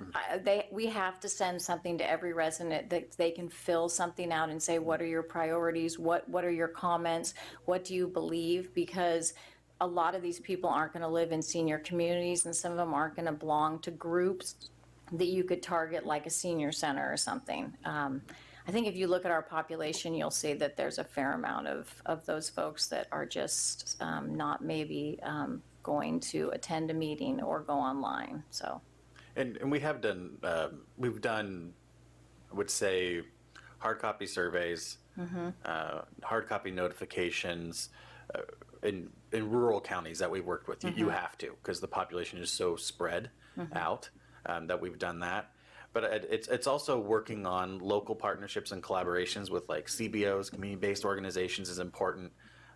We completed a general plan up in Sonoma County where we partnered with religious institutions in the community and had setups outside church organizations to do that. We've also done ambassador kits to different community-based organizations where they can facilitate a meeting on their own and provide the surveys, collect them, and then report them back. That's more of like a grassroots style effort. So we're flexible. There are lots of different options. But from what I'm hearing, it's important to have a non-digital option at the forefront of this update as well. And I think that's something that we can talk with city staff at and explore your direction. Okay, thank you for that. Those are my only questions right now. I wish, I know my dad's not watching. I wish you could have been there for me trying to explain to him remotely, because he doesn't live here, how to use a QR code. It was, I was not successful after 45 minutes, and he has an iPad. So to underscore that, perhaps, I think you're hearing us loud and clear, but perhaps on that initial one that we might send out, we could have in a very prominent spot, if you want your outreach to continue to come by mail, and have a phone number where somebody can call, not a website, not something they can click on, but a phone number to call, or maybe they can just call Jessica or whomever, and just say, I want to be on the, Jessica, I want to be on the mailing list, the actual physical mailing list, and that would help us identify who wants continued outreach from that point of view. So there's that. And one thing I've seen just on the political side of this, not on the city side, is when you do surveys and they have reply mail already there, so you don't have to go put a stamp on it. That makes a big difference in your turnback rate. Sure. So I would just want to, money. I hear what we're saying, but I think that it is an important piece. Well, and I think just kind of as this conversation is evolving, I think there's also the ability to make it to, this is just on the fly, but to have like noted drop-off points or points where people can pick up hard copy surveys or can pick up hard copy newsletters as well. In one community, we had points that were the Chamber of Commerce, the library, and the community center. And you knew that when a newsletter came out, if you couldn't get it digitally, hard copies were at those 3 locations, surveys were through those 3 locations, and you could drop off surveys at those 3 locations. You can try Andrini's and Mason Bar too. That would probably work. all down the village area. So I think that there are some techniques that we can bring forward and then use it as a metric to see how successful it is. We can report that back through a council meeting. And I can say that community engagement is it's difficult, and it really takes being flexible. So we have proposed to you an engagement strategy. We are 100% prepared to change that and revise that to meet really the needs of the city. If we are receiving feedback, if we aren't receiving feedback in one particular area, then we'll adjust and we'll try to find a way to get in contact with that particular asset or that particular. And I want to just, for myself, I don't want to negate the modernized version of what you're doing that we did in 2001, that I want 18-year-olds and what they want from our community. I don't hear from them if they don't eat at my dinner table. And so I want to hear from that group. And I want to hear from the group that isn't going to be engaged online. I want to hear from everybody in between, because that was the whole vision of the city council in the first place when we went to the comprehensive update and we said we're going to spend the money. So glad you're here. So impressed with every layer of what you did in your presentation today. I feel like you're the right people. Absolutely. And I wouldn't do I like your idea of kind of adjusting. You know, we're not getting anything over here. Let's leave that behind. Let's add in this other thing. And I think that's a really nice way to try and make sure we're doing that. You had the boxes, I don't remember what slide number it was, but the boxes of phase 1, 2, 3, 4, all the way through 11. And it maybe is related to Councilmember George's question at step 8. That's the one I like. And I had trouble relating, and it's because I couldn't see it. I had trouble relating this slide to the slide that had the bars going across. So my question is, where is step 8 on the bar graph one that we couldn't read? Yeah. That, that one. So phase 8, so public review and adoption. That will include planning commission meetings, city council meetings, study sessions, readings, and then adoptions. Oh, sorry, Thank you. yes. And second then, bottom. my eyes do not get better as I age, and that's just sad. It's only because I'm close. And then where do 10 and 11, are 10 and 11 kind of floating through this? Yeah, so the 10 and 11 are embedded in part of this. So the climate action plan is really folded into the general plan effort. It's run as part of it. And the economic piece runs from phase 2 to adoption. Okay, so those will all be complete at phase 8, really? Right. So when And then you get, we're so not when- even going to view phase 9 for the most part, that's so staff. so when you get to the adoption portion, you're adopting everything except your development code, because development code can't happen until your general plan stops. Got it. But as mentioned, we will, as you know, it's not February, so we're going to shift the dates, and we'll provide a clean version, most likely in an 11:17 format for council. Excellent. And you mentioned the vision statement, and I've said many, many times, I'd rather stick a fork in my eye than go through the visioning statement process, because I have done it so many times, because I'm in education. So my question is, vision statements are necessary, and they're so important, and the community's involvement in that is so big. My question is, are you going to take everything we say and everything that you hear from the pop-ups and all the outreach and give us kind of a proposed vision statement? Or are we going to workshop that? Yes, so that's a good question. So the vision statements, what we would typically do is assemble all of the feedback, starting with tonight, through, I think there'll be 2 or 3 workshops before we get to that point. Any pop-ups, any comments, and we go through it and pull out key terms, key phrases, buzzwords, and we pull together a vision statement based on all the collected feedback we heard. Typically, there's 3 or 4 vision statements that we pull together as a starting point for council to look at. Perfect. Thank you. Council can select one of them, they can modify them and wordsmith as long as you'd like, but yes, it's not completely from scratch. Thank you. Thank you so much. You clearly feel my pain, and thank you that's worth paying for. For October 5th, are we going to make sure that that's properly noticed per the Brown Act so the council can attend?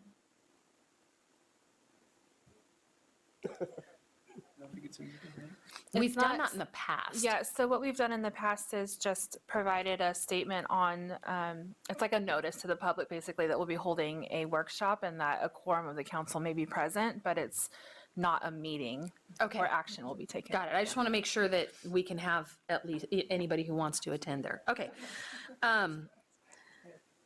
In the identification of stakeholders, you said you'd be working with staff? Can you work with us too? Because I think, without offense to staff, we're the ones who interface with the public so much, and we all have different networks. I feel like the council input on that is important too. And you are correct. As part of the discussion tonight, that's something that would have been brought up later on, but we would ask if council has any recommendations on stakeholders in the community that you think are vital to this process, to pass that information on to city staff. Perfect. Okay. The existing conditions workbook, again, I couldn't see it on the thing. What, you said the first deliverable, when is that? And those months aren't right anyway, so when do you expect that may come forward? Let me pull up our most recent. I can come back. Okay, that sounds good. And my last question, how often are we gonna see you? Here, in chambers?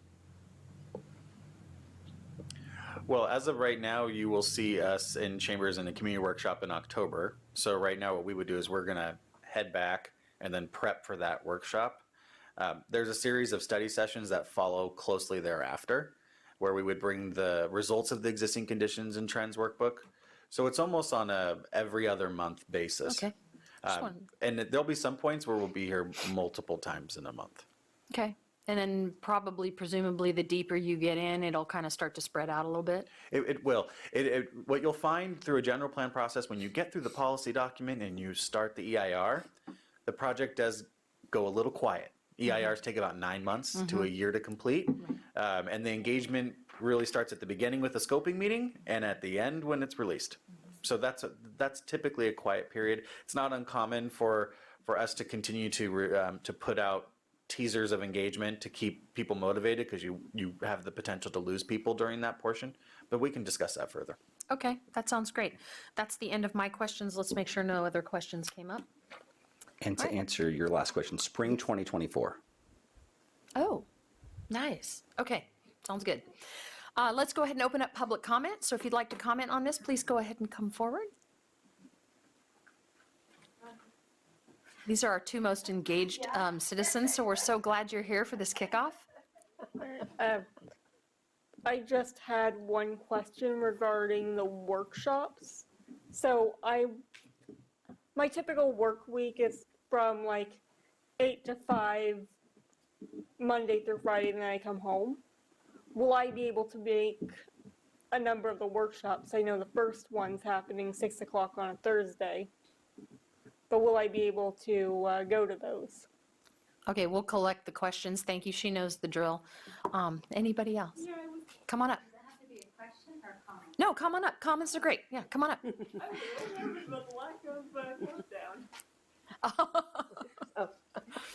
She wanted to see her 3-minute timer. So basically, as someone in the community who's never heard of any of this, so this is my first presentation. I know it sounds like you guys have all been working on it for a while.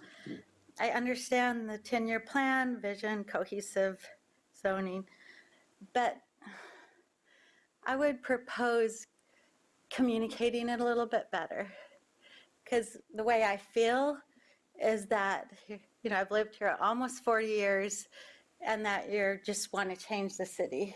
So that's just my initial, I mean, I literally feel like crying when I see this, and here I'm like, because I don't fully, I understand vision and planning, but kind of the way it's presented feels more just like, you know, we got an old town and we got to make a new town and we got to make sure it's all in line with, you know, all the different regulations and stuff. And I guess I understand it in my mind, but in my heart, I don't, it just feels really sad. So I thought the website was cool, the logo's cool, it kind of sounds cool, but when you talk about the details of the underlying foundations, it sounds confusing. Obviously, we don't have a lot of public here, so, you know, it's that meeting Oktoberfest sounds great. Maybe you get 10 people here. So do you really care what the public thinks? Is it something that you really care, like what our city, you know, people care about? Or is it just something that we're pushing through that we have to, you know, present to the public as protocol? So we can say we presented it to the public. So that would be my only thing. My only thought, is it really citywide, like you said, people's thoughts on it? Or is it something that gets pushed through with something in the newspaper? You know, and a few people show up, you got people say something and it's over. Okay, we did that part. Now we can move forward with what we really want to do. So that would be my only, and I'm sorry, I just think maybe communicating, articulating, maybe the vision or something more at the heart of the city and the community of what we have been and who we are and where we're going would be more helpful. Thank you. Got one more, come on up. Hello, everyone. Yeah, I just want to reiterate what Councilmember George said about your guys' PowerPoint. Looks great, love the photos, you know, all that kind of stuff. And yeah, in regards to interacting with the public, yeah, I agree with kind of her comments. Also what Mayor Pro Tem was saying, just in regards to public comment or public feedback, like the trying to make it as easy as possible, filling in the circles or doing all that kind of stuff, just because, we're not a big city. We don't have big apartment complexes. It's a lot of like single family houses. And so, I don't know. That's my opinion. I feel like I'm more of a younger person, and, I'm more in tune with the phones and all that kind of stuff. And I think it's great. But when I get a thing in the mail, I pay more attention to it versus like an email or something like that. So those are just my thoughts. But yeah, very professional, looks great, and interested in seeing how it goes. But thank you. Thank you. And seeing that all the rest are staff in chambers, let's check in with the city clerk. If any members of the public on Zoom would like to make a comment, please raise your hand. Okay, there are no raised hands, and let me double check. There are no, oh, excuse me. 1 second. It's loading. It froze. Just give me 1 second. Well, why don't we go on to answer questions Here we go, from here the we go. public? Oh, you got it? Yes. Okay. Make sure. Okay, so this does look like it's for this item. This written comment is from Gaia Powell, and it reads, spending a small fortune for a consulting firm's outreach efforts is just an opportunity to collect citizens' data for your interests. Isn't our city and city council competent enough to plan our city's future? And are we going to spend more money to hire another consultant for diversity, equity, inclusion, and your newly added justice to police the outreach consultants so the state will be satisfied? We have a constitution and the words all are equal and welcome. Such a waste of time and money, but also a very dangerous ideology so you can implement governance over AG citizens. Folks need to read between the lines. And that is our only written comment. All right, great, thank you. So we'll close public comment. So I'm going to address something before I kick it over to you guys, and I want to address what you said and what the person online said. That's exactly the line we walk, is we have certain legal obligations to update our general plan. We have to do that. And then there's the due diligence that we really feel we should do, that we don't have to do. And we did choose as a council to spend an enormous amount of money to make sure that we do our due diligence and do reach out. We didn't have to do that. We chose to do that. And it's important, and I can speak for the whole council because we've had that in public session many times. I don't even know how many meetings we had over the general plan and the plans to even get to this meeting, that is a value that we hold. And that's the best that I can tell you.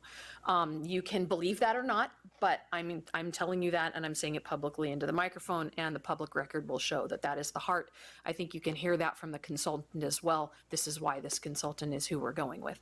So in terms of the questions, first one is the timing of the workshops. Can you address how you might vary that, or how you're going to make sure that people with different schedules can participate? Yeah, so a lot of that's really going to be kind of based on our first couple touch points. 6 o'clock is our first engagement, but we are certainly open to alternative times, alternative days, whether that be weekends, whether that be weeknights. We can adjust. So yes, yeah. And just to add on to that, they're in different communities have different expectations for start time. So the part of the conversation with Arroyo Grande so far was 6 p.m. what was appropriate. That can always get pushed back to 6:30. In more urbanized areas, sometimes the meetings don't start till 7 or 7:30, where your populace is a commute. They have long commute times. So there is some flexibility there. Also, there is the ability with several of these workshops to have an online component as well. So if you can't attend in person, the same exercises, the same presentation, the same PowerPoint is online and in person to capture those who maybe can't make it on that off chance. Okay, great. And you had, I guess it was a comment and a question put together is the way I perceived it, which is, the comment is maybe we should communicate better, but some of it is the why.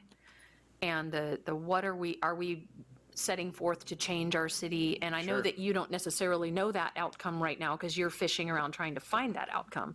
Sure. But if you could address that and the, kind of that it's a fair statement that if you don't know this stuff, like we've all dealt with the general plan for decades for some of us. This is second nature to us, but to a average citizen who's never heard the words general plan before, they might be kind of freaking out a little bit. Yes, I think that's a fair statement. Explaining this to my own parents, have the same confusion. First off, the why. I get asked this question a lot, and what I think it's important to note is this isn't our plan. I as a consultant, as part of the selection team, and Michael here, are not here to impose our views or our personal opinions. We're here to almost facilitate discussion and take what we hear back from the community as yourself and from the commission and the council and find a way to reach a conclusion that meets what you're looking for. Change in communities is inevitable. How much change occurs, still to be determined. There might be very little change that comes out of this process. And that's all driven by community feedback that makes its way up to council and then the direction from council. So I can understand trepidation to the process, maybe not as familiar with this, but I think we're up for the challenge to be able to break that down and communicate it better. I look at the room here and I see it as an opportunity and a challenge at the same time. The seats are empty, and that's what we don't want to occur through this process. And so as part of that, we want to work with council, work with staff, work with the commission to fill these seats and to field questions like this constantly. But I don't have all the answers and I don't have all the solutions because we're just getting started. And if I did have that, it'd be a disingenuous process. Thank you for that. Okay, so let's bring this back around to council. And as you all saw, there's going to be meetings for the next 3 years. So we don't have to get this all done in one night. And that should also further reinforce the idea that nothing's getting rammed down anybody's throat through this process. It is a very long process. We wish we could make it faster than 3 years because I'd like to see the end of that process. So I'm not getting any younger. So yeah, please do. So you had mentioned pop-up opportunities. Is there a set number of those that you're planning on, or do you want direction on that? Because in my mind, that's actually going to, I think, be one of your better opportunities is go to them, try to get them to come to you. In our scope of work, and we do have a set number of farmers markets. Again, that is adjustable, and so if that is something that we feel is a fruitful, we're receiving fruitful feedback from, then we can certainly transition to that. But as of now, yes, we have budgeted a certain amount of workshops just so we could get our, of course, the budget. And I wouldn't say it's only farmers markets. What we typically do through this process is when there's a pop-up event, we coordinate with your communications officer, PIO, city staff, and the chamber in most communities as well, to look at community events to tack onto. And we try to have a presence at most, if not all of those if possible. Some of those instances, if parts aren't scoped, we've worked with city staff where we provide all the materials and city staff might run a table at a booth. But yes, presence is key. And we're finding that traditional workshop approach just isn't necessarily hitting the mark. And I mean, you get more genuine feedback when you're out in the community anyways. Going to the community and soliciting feedback is seemed a lot more beneficial than asking them to come to you or to us. Right. Exactly. Okay, so let's bring this back around to council, and I'm trying. I know Councilmember Guthrie, it makes you crazy that I go both sides here, but I'm trying to give Councilmember Seacrest a chance to kind of get up to speed. So, Councilmember George, would you like to kick us off with comments? Thank you. I'm happy to. Okay, so the last general plan update meeting that we had, I was so excited and I listed off a bunch of things that I wanted to see, and everyone said, pipe down, we're not quite ready for that. So I'm going to try my hardest to not micromanage and do the same thing tonight. I trust that the process will allow an opportunity for me to present some of those items, which is kind of what Councilmember Guthrie was asking about, more specific things. So I won't speak to specifics tonight, although I really, really want to. So I'm going to try to address your 3 questions that you answered, that you asked, and I'll answer them as quickly and as simply as I can. So an indicator of success, being new to council in 2019, indicators to success for me as a council member would have been when I needed to make a decision on major items that came before me, being able to look at the general plan and finding the answer there. That's an indicator of success for me. When I struggle to find the answer or I find contradictory answers, that's difficult for me to swallow. So my goal with this general plan moving forward is to really lay a solid foundation and strategic map for future councils. And I say that because I am a broken record. I have wanted a strategic plan for the city of Arroyo Grande since I started here. We don't have one. We're relying on the general plan. So whatever you can do with the general plan to make it as strategic as possible, that is my, that would be an indicator of success for me. Another indicator of success for me would be economic growth. Identifying areas where we can, we're looking at possibly a sales tax measure. We're looking at lots of ways that we're really good at spending money. So being able to make money would be wonderful. Being able to increase our general fund balance would be wonderful. So that would be another indicator of success for me, if we're able to work so that community development department can say, hey, we've identified some really great areas, and we'd like to bring it to council for consideration, whatever, yada, yada, yada. That is another indicator of success for me. The biggest indicator of success for me is the happiness of our residents. If our residents are, if their satisfaction rating, is that the right word, approval rating is high, that to me is the highest indicator of success. We've been very fortunate to have had a very good general plan that's lasted us 20 years now. It's outdated for sure, which is why we're here, but for the most part, I believe that our residents are happy. So I want to make sure that as we continue with this update, we always keep our residents and their happiness in mind. Those are my indicators for success. Key challenges. I will tell you that a key challenge for me is finding that balance between growth and maintaining what our residents like to call small town charm. And I say that because as honestly as I can say this, we do have a very large senior population. From a couple statistics that I was just looking at recently, we have the largest senior population of any city in our area. But we also have a lot of young families that are here now. And I want to find that balance. I don't want to be stuck so much in the old ways of doing things that we're not open to new ways, but I don't want to lose Arroyo Grande in the process. So that to me is probably the largest challenge, is finding a way to harmoniously grow so that all the reasons why we love Arroyo Grande remains Arroyo Grande without stifling us. And every time we have a council meeting, I see ways that we are stifled, and I would like to be able to get out from under that. That being said, one of our public here said who we are and where we are going. We are so diverse now. Because our population is so diverse, we have more cultures here now, we have different generations here now. Who we are has changed from who we were.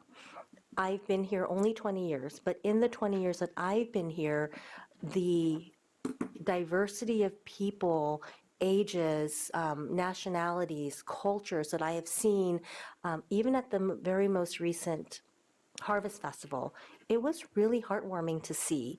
And I see that growth and I see that change, and I would like to see how we can adopt that change within our general plan and keep us as beautiful and as loving and as welcoming of a community as we are.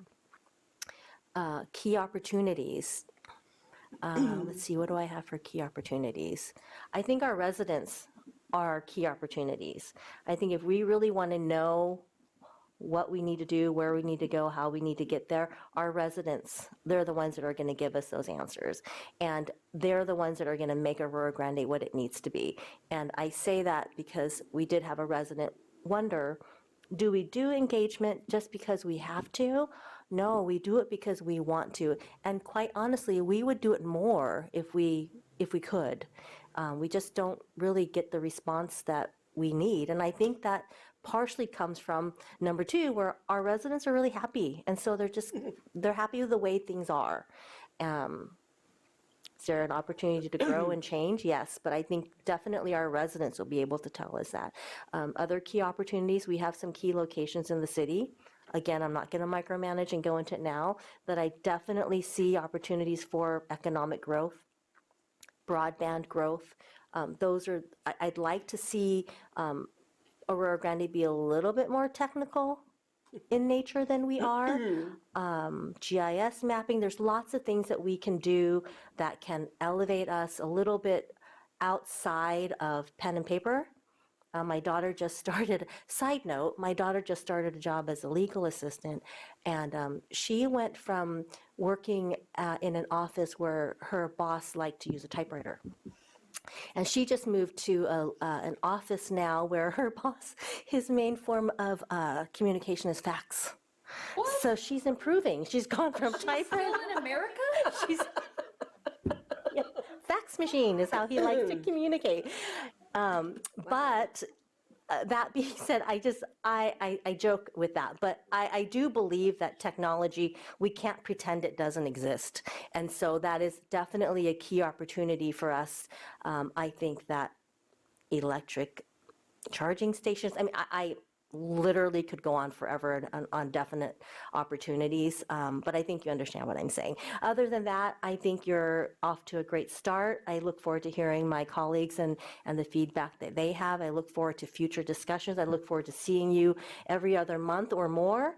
And I want you to know that I am on your website and I will be checking it often. So, just keep it up to date and we'll be all good. It may or Thank may you. not be her professional forte, so. Okay. Councilmember Seacrest, are you ready? Oh, okay, thank you. Mayor commented that most people have been involved with this for years. I have not. I was elected in November. But I'm very excited, and a lot of my feelings are reflected in Councilmember George's comments already, but what would make me feel the project was a success? The number one thing would be that the public and residents felt like they were heard, and they had an opportunity for input, and they really had a part in this process, which, if I understand correctly, is just really a big part of what we're all going to be doing, you're going to be doing. I would feel it was a success if there's planning that does assist businesses. And I know this is specific, but I'm particularly excited about East Grande. I do feel like there's a lot of opportunities there. Clearly, Councilmember George said to lay the foundation for future councils and strategic plans. So you can just look and see what we're supposed to be doing. What are the guidelines? By day, I'm an attorney, so I really like rules, and then you follow the rules, Implementing DEIJ, I mean, I can't overstate how, everyone has different opinions. First of all, it's the law. But secondly, it's fair and it's right and it's what we need to do. And I believe this city, as in other cities in the county, actually had restricted racial covenants however many years ago. So people that think that diversity and equity and inclusion is not an issue, I tend to feel like, they're in the part that's always been included. And so I just think that can't be overstated, how important that is. And it just try being someone that fits into some of those other categories. They need to feel welcome and they need to be taken care of. The key challenge, I agree again with Councilperson George, growth versus small town charm. And there are more and more young families moving here, which is great. And key opportunities, I can't really beat Councilmember George. So, tech and there's so many things, but I do agree our greatest resource is the people. So thank you. Councilmember Guthrie? Well, I'll just start here with a little response to some of the comments we got. And I was on Planning Commission through the entire last general plan. Really great experience, I'll just say that. And the concern about changing too fast. And so I would say, for instance, using here, during that last process, it was really clear that the public did not want to see changes, significant changes in the village. And I think for the most part, there are people who still consider these radical changes, trees, new buildings. But I think for the most part, we captured the spirit of the village. What we actually, I'm going to say, we're talking about radical change, at least at the time, I thought, was that mixed use. We did our whole commercial thing back to mixed use. We got almost no mixed use. And that's a bit of a concern. And I'll say that's one of my sort of segue here into my indicator of success would be that we have some confidence that what we are changing are actually going to be implemented. It just seems like we add density, we create opportunities, and everybody says, oh, that's really nice. I'll take that and I'll put it here in the family trust and we'll just go right on the way we've been going on. So that would be one thing. That's why the economic marketing thing I think is really key, that really have that. The other deal is at the end of the last general plan, we had there was one very controversial change, and that was, if you remember, there was a property that got rezoned out in the agricultural zone out here. And that did get reversed. I'll just say it was pretty ugly. It was a pretty ugly period for Arroyo Grande. So that's one thing is that we don't, and what happened there was a last minute surprise. Somebody literally showed up, I think the next to last meeting, and said, hey, why don't we just go rezone this real quick? And that's what happened, and that ended up blowing up at least that whole part of it. So that's another thing I would consider opportunity. One that what we're doing we think will work, and that we haven't, I'm going to say misled the public. The concern that that we don't have one of those fatal flaws in it. So to me that would be an indicator of success. We had lots of public engagement last time, I think relatively, partly because there was a previous general plan that got started that the public became aware of, and they didn't just say, okay, we'll adjust. They said, we're going to do this anyway, and that whole group gone. So that would be my deal on indicators of success. I think the key challenge will definitely be engagement. I think, as you said, the workshop is dead. The idea of I forgot about those, filling out those little bubbles. But I think reaching out to the public and giving them some easy method to have some input, even though I think we'll feel that's pretty, predictable,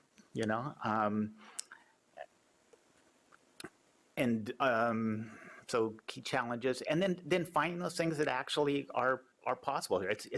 It's entirely possible that we're just not set up for significant change or significant economic development. I think we have to consider that too. We have a regional shopping center. There's just, what are the other retail opportunities that are really out there that are really going to move the needle? I think that's a huge challenge. We're in this kind of tweener zone where it's going to be difficult to break out without breaking it. And then opportunities, yeah, in my mind, East Grand Avenue is probably the single biggest opportunity. How we get that to take off or not, I don't know. I do think, once again, we'll be looking sphere of influence, looking to the south of the city, and possible annexation is something we absolutely have to ignore that we have to explore. Freudian stuff there maybe. But we definitely have to explore it. 2005 anymore? That's right. That's right. I have to adjust here. And I do think there is that we should be looking at a key opportunity of and we've done a lot of this with, ADUs and whether we liked it or not, 10A or whatever the state deal was that allowed you to split lot, SB9, there we go. We've had that done to us, and I think we want to get out in front of that a bit and really so that those opportunities can work. I think that is to my mind, when asked about the additional, when we do something like an annexation, we're going to have more roads to take care of, more sewer to take care of, more water to take care of, whereas when we do these infill projects, there's not no additional expense, but there's significantly less cost in servicing those areas. So I think that is an opportunity as well. Thank you. Thank you. So in response to the public workshops, or I guess it's workshops being dead, the very first time I ever participated in a government process was at the Arroyo Grande High School. We had the general plan update workshops, and we had these big pieces of paper where you like highlighted or you wrote stuff. I don't remember exactly because it was 20 some years ago, but that was literally before I was involved at all. And I was super excited to go do that, but I understand that it's kind of different these days. I wanted to thank the public for coming out, 3 more than we usually have that spoke, so super exciting. I'm so glad you're here. Keep coming, tell all your friends. If we served wine, I know. We used to have, in the old days, Jim and I know, him more than me, we had lots of people in council chambers, and it was just, to me, it's a different time. And I also think that we just haven't had very controversial issues lately. We have had some lately, but it's not commonplace to have our chambers full. But I do think that we could have them a little more full with the right engagement. We didn't talk about newspaper, and I know people still get the newspaper and they still read it. And if there's a way we can advertise, or we could do a press release, that's easy, where I think that's free, right? And we just say, hey, we're gonna have workshops, and I mean, the newspaper is sort of desperate at times for news, and that could even be on the front page if we time it right. And I think we could get people there because of that. I think that there's a lot of people out there in the community that will have no clue that this is even going on. And so whether we put it on social media, our website, we have flyers in City Hall, they will have no idea. They can the whole 3 years. So we have to, I'm adamant, we have to mail something to every single person that lives in this city, and it has to be something they fill out. And that might be the only time we ever hear from them, but I guarantee that if you mail something, you will get responses, because we did something a couple years ago. I don't remember what it was for, but people hand wrote, it was maybe Bubbles. It was a map. It was districting. Oh, yeah, districting, but even something before that. And I was surprised that we got stuff back and they hand wrote comments to us, and we published them all. It might have been it was something else, yeah. So I'm absolutely adamant that we have to do that. If we don't, then we're just absolutely leaving out members of the public that aren't gonna be reached. The Harvest Festival and the Big Ditch Market, surveys at those markets that people can take home, or they can just fill out there and leave with you. I think and that might be the only time we hear from those people as well. Okay, so up here, let's see. Indicators of success, I would say, I would love that we had public engagement like we had 20 years ago, and that just might not happen because people are satisfied and they think we're gonna make the right decision, and the people are gonna show up and say the same thing they wanna say, so why do they need to go? But to me, that would be success if we had even comments back in writing is fine. If we can just read from the community what they want or what they don't want, and where they want us to go or not go. I think that also the indicators of success for me would be that maybe not right away when the general plan is done, but the idea is that we need to preserve our quality of life in Arroyo Grande. That's why people live here, is because of the small town atmosphere.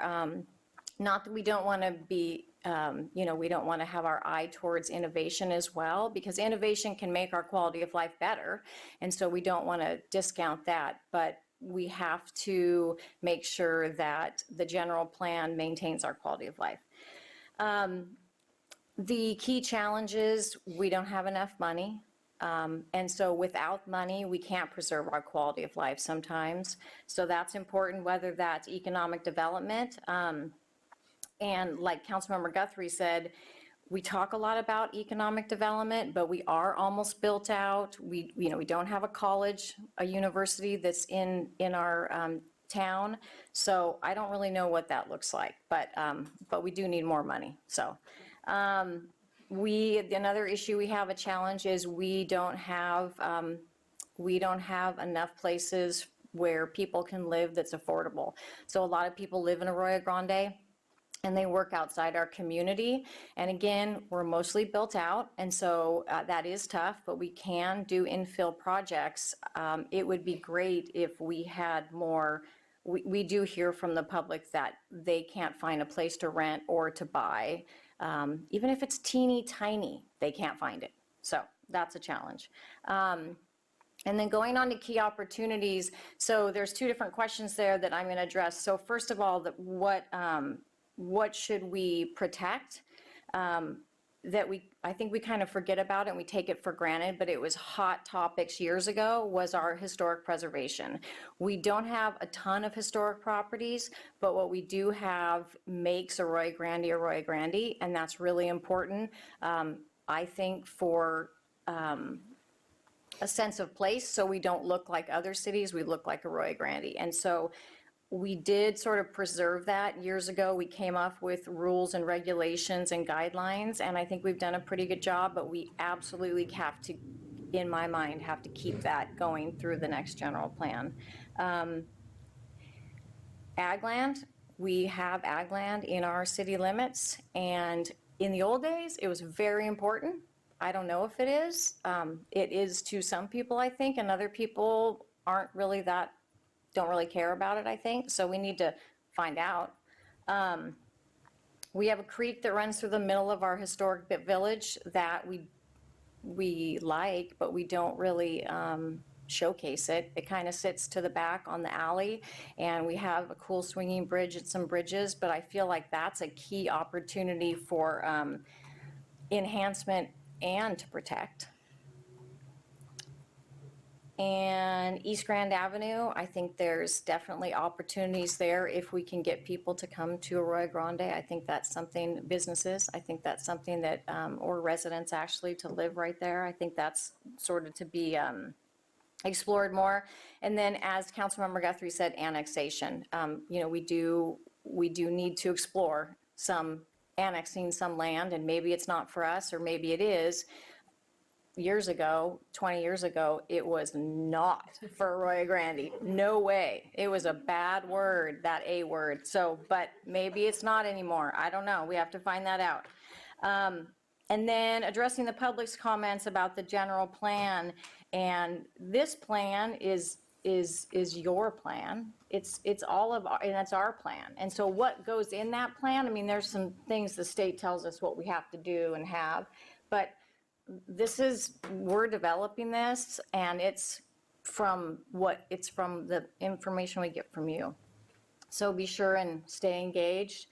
We're going to do our best. I mean, I think we have our pulse on the community too, and we know what people are interested in or not interested in, but I think this general plan is our plan. And so what we want AG to be is going to be in there. So you don't have to be afraid of it. I think it protects us, and it protects Arroyo Grande to have a general plan that we can refer back to and develop or not develop as we go into the future. So those are all my comments. Thank you. So normally I wouldn't repeat what other council members have made, but I think statements they've made, but I do think some of it does bear repeating so that you understand the flavor of what the majority of the council feels. So I want to start with I started drawing little hearts on my paper, and I'm not a touchy-feely kind of girl.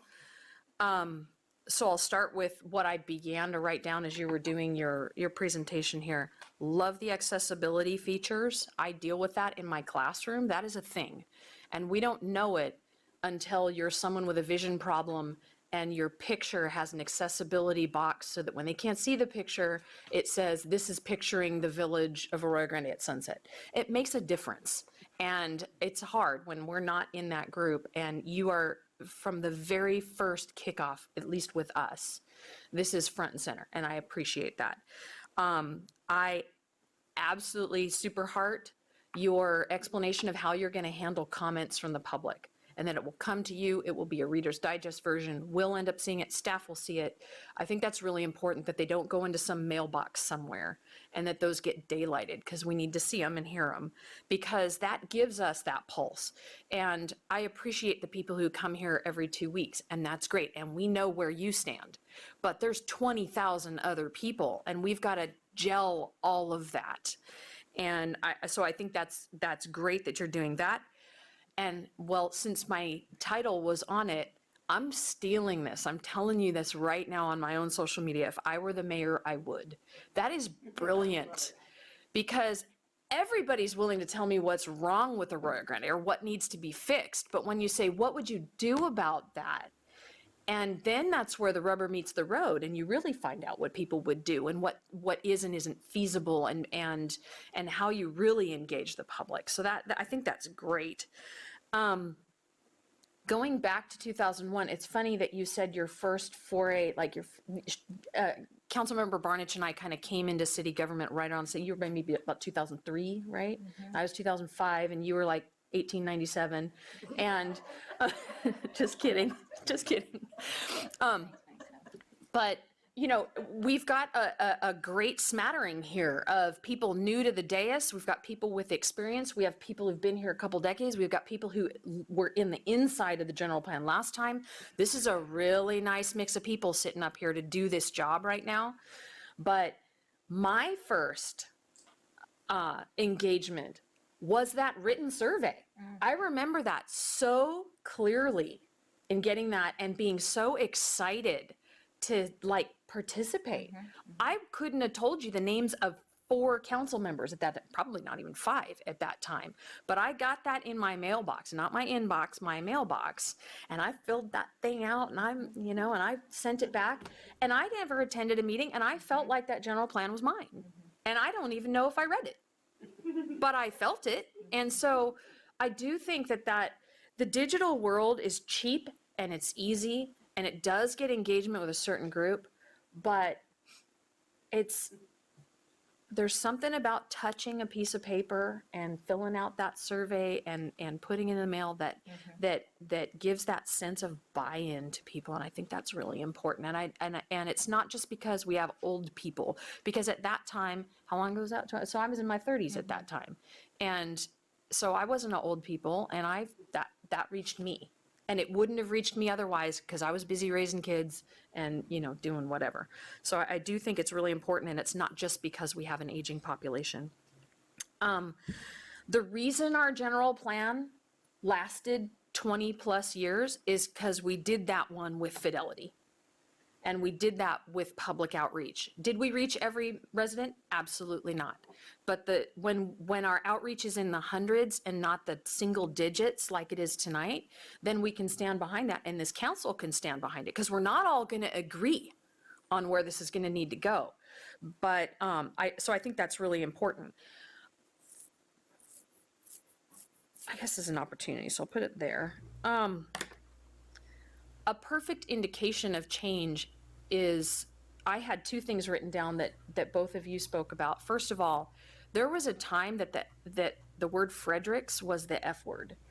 And that's the sphere of influence south of the city. That's the Fredericks property. And a few years ago, we had a couple of interns do a flyover imagining of what that could be. And I was ready for the torches and pitchforks because that's what it would have brought back. That's why I was joking about this is in 2005. If you had even brought that up, this council chamber would have been full. And the night that we did that flyover, there was nobody here. And I thought, gosh, you know, I wonder, because the public will tell us. When they're mad, they will tell us. When they want to be engaged, they will tell us. Right. So that's an indicator that since 2001, the appetite of the city has significantly changed. Where that is, I'm not quite sure. What do they want it to look like? I don't know. But are they afraid of annexation? I don't think so. So some of it I think I understand, but others I really want to hear. Okay, if we do that, what do you want to see? What's missing? What do we need? You know, so I think we need to kind of couch it that way. So indicators of success. How would we know? I wrote a few things here. What the hell did I write?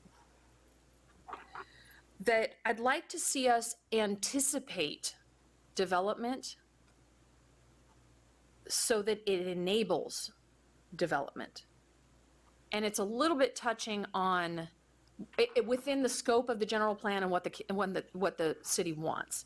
I think that's a little bit of what Councilmember Guthrie was talking about. That back then we were all talking about vertical mixed use.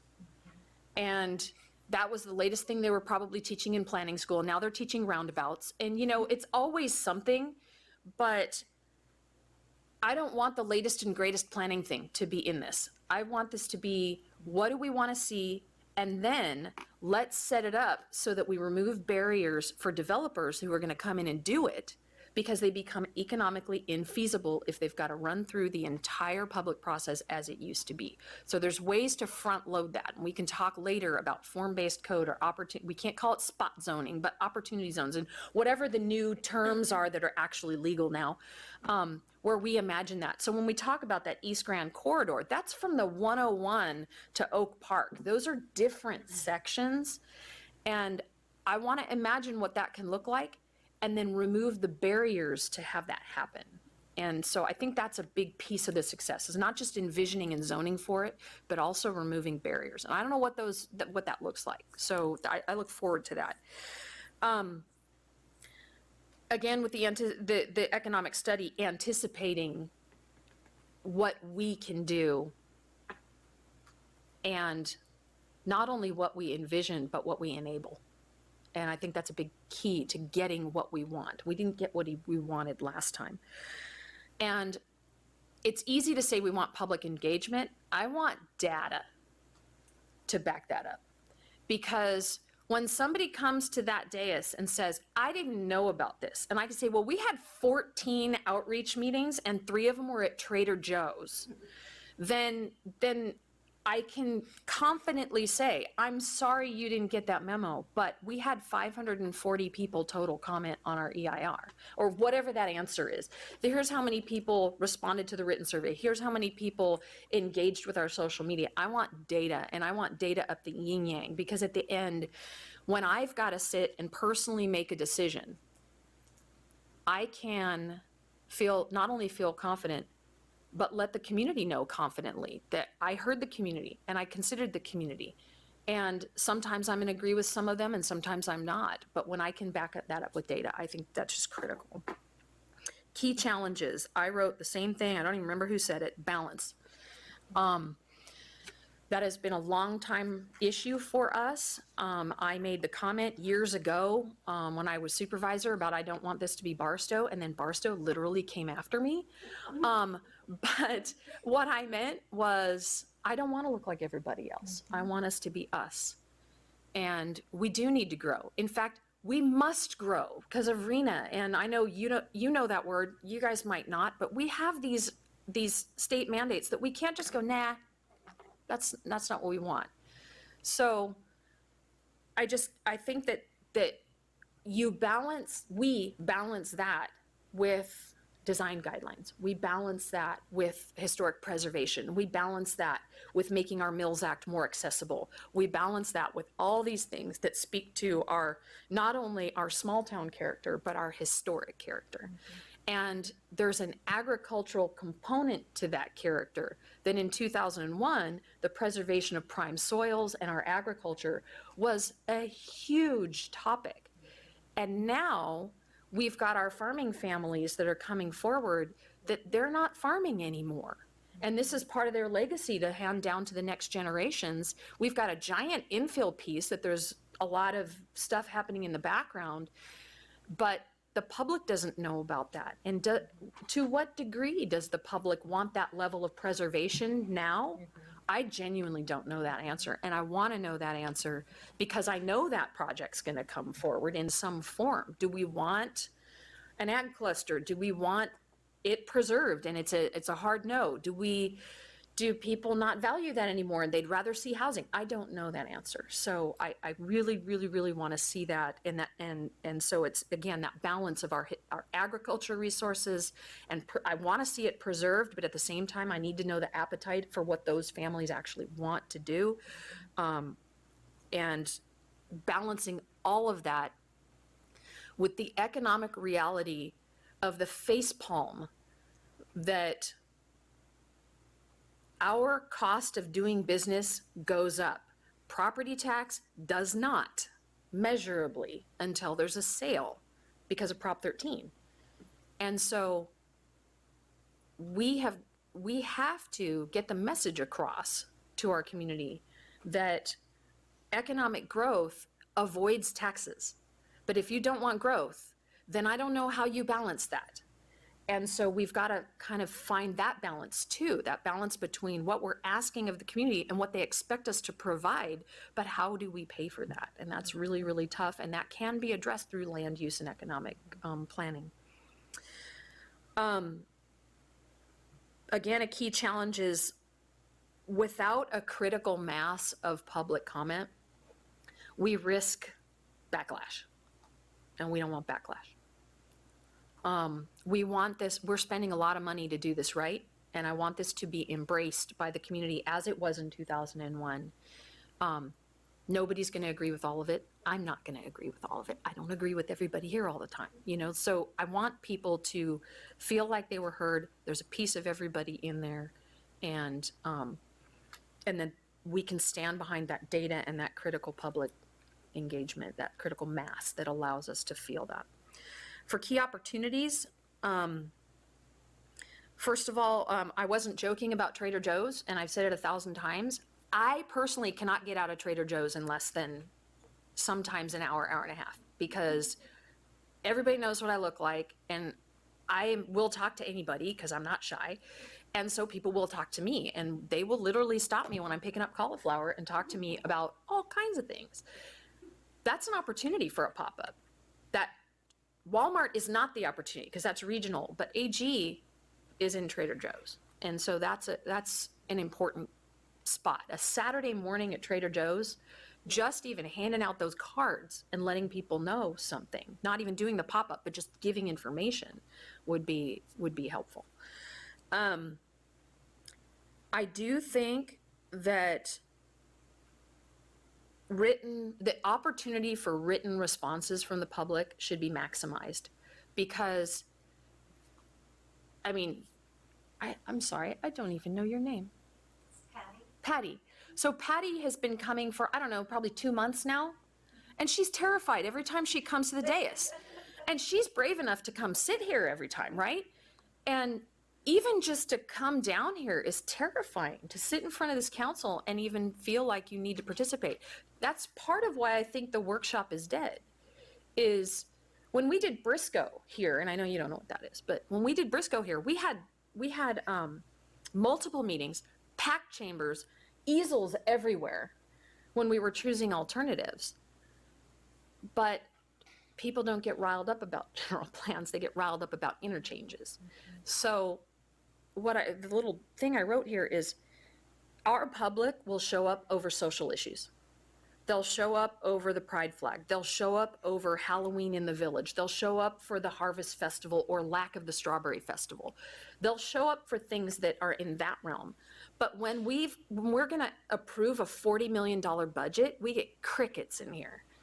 And so there's a key in there for people who know marketing, that when it's presented in a social way and not a land use way, I think we're going to get more impact and more engagement. Because if people feel like they're commenting on life itself and the quality of life, that's very different than what building do you want over here? Do you want growth over there? And that just makes people go and go to sleep, or they're too scared because a wise person once told me, people don't know what they want. They just know what they don't want. And so when we ask them, what do you want? That's a really, really hard question. And I think that's why we don't get that engagement. If we ask them, do you want this or that? They'll answer that, and they'll even give a C, D, and E. But if you say, what do you want? They'll go, So there's some keys in there, and it's the teacher in me that wants to teach you that, and this is your job, and you probably know all of this already, but that's my input on that. So let me make sure I've hit all my little chicken scratch here.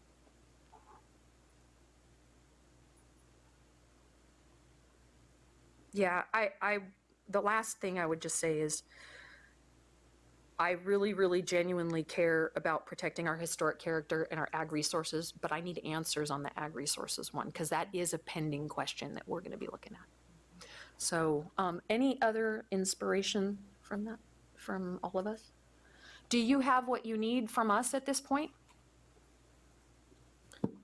This has been wonderful. Yeah, this is great. This is exactly what we're looking for. I mean, this is not only a touch point for us to introduce ourselves, to gain interest, but it is to get your initial feedback and direction. So yeah, this is wonderful.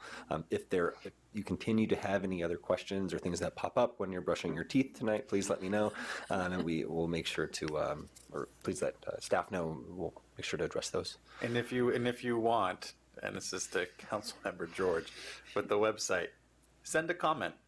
Okay. Send that in. Get the ball rolling, and we will respond to it. And you'll see comments as they start to fold through, and then you'll get copies of them too. And I forgot to touch on the cards. So my apologies earlier, but we do have the business cards in front of you. There are some at City Hall. I know we just shipped about 1,000 to City Hall. We can always print out more, but those are really great to have in your back pocket. If someone at Trader Joe's and someone has I would say, do we have 3 spare ones for the, perfect. That's a great idea. If I kept a pile of them in my purse, that would be great. It's very easy. If you have a specific comment or question, check out the website. Or when's our next coming meeting? Check out the website. That's great. Jessica, on our next meeting, can you throw a pile of those into this and for each of us to give out? That'd be awesome. Thank you. Oh, or Andrew. Thank you. Okay, so you have what you need. This is a study session, so there's no vote to be taken. You've received your input, so thank you. Welcome to the family. We are a family town, and we look forward to working with you, and very, very excited about who we've chosen specifically. So thank you. All right, so item 12 is new business. Item 13 is council communications. Any council communications? I do. Of course you do. Of course I do. So two things. I wanted to pass on to the council that I was hiking in Pismo Preserve this last weekend maybe, and there was someone there that we know, my husband and I, that's involved in the nonprofit that we gave, I didn't know he was, $7,500 to the nonprofit that takes the people that are in wheelchairs, right, to the beach. And he was telling us that they just did a trip to Pismo Preserve.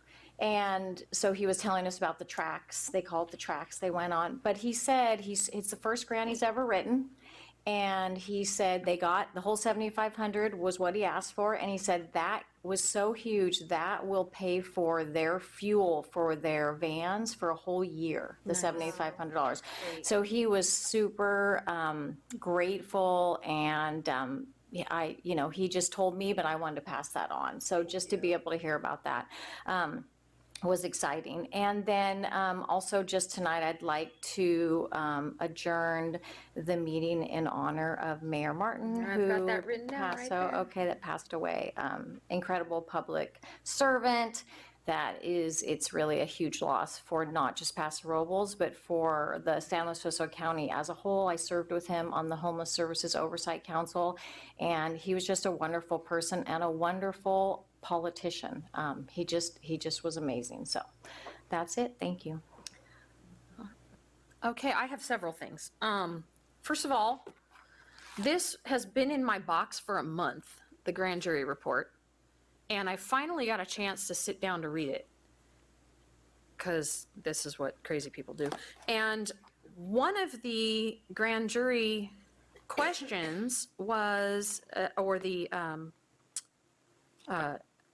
investigations, safe parking, and then the subtitle is Oklahoma is not okay. But in terms of, it addresses what went wrong with safe parking, it addresses what the county specifically did incorrectly, it addresses best practices, and in light of what the council directed to staff to go take a look at that, and we said, hey, staff had taken the reins without us telling them to go look for a regional solution, and we kind of put the brakes on that and said, wait, that's not what we directed you to do. And we said to kind of go back, and this is for the two people who weren't here, to go back and revisit in terms of a service provider or lack thereof, and thank you so much again for your comment there, it was so helpful. It addresses that specifically about how to deal with that. So I wanted to make sure that staff was looking at this as they followed council direction from last time. Just regarding that, just from attending the HSOC meetings, Home Services Oversight Council, and there has been some feedback that's probably in the grand jury report regarding Oklahoma, and I will say that the county has feedback on the grand jury and has input, so just would be remiss if we didn't sort of get both sides of the story. Oh, absolutely, Yeah. and they are required to respond. Yeah. So all of that is part of the process Okay, here. good, yeah. So I just want to make sure that our staff is looking at this, because we don't have to reinvent the wheel. Right. It's playing out right in front of us. Secondly, tomorrow morning is the Day of Hope for Mission Hope. And as you all know, I'm a survivor and that I was treated by Mission Hope, so I just want to make sure everybody knows about this. This is the day when people stand out on the street and ask you for a donation, and if you want it, they'll hand you a paper. Those are things that we used to open up and read news in case you aren't sure what that is.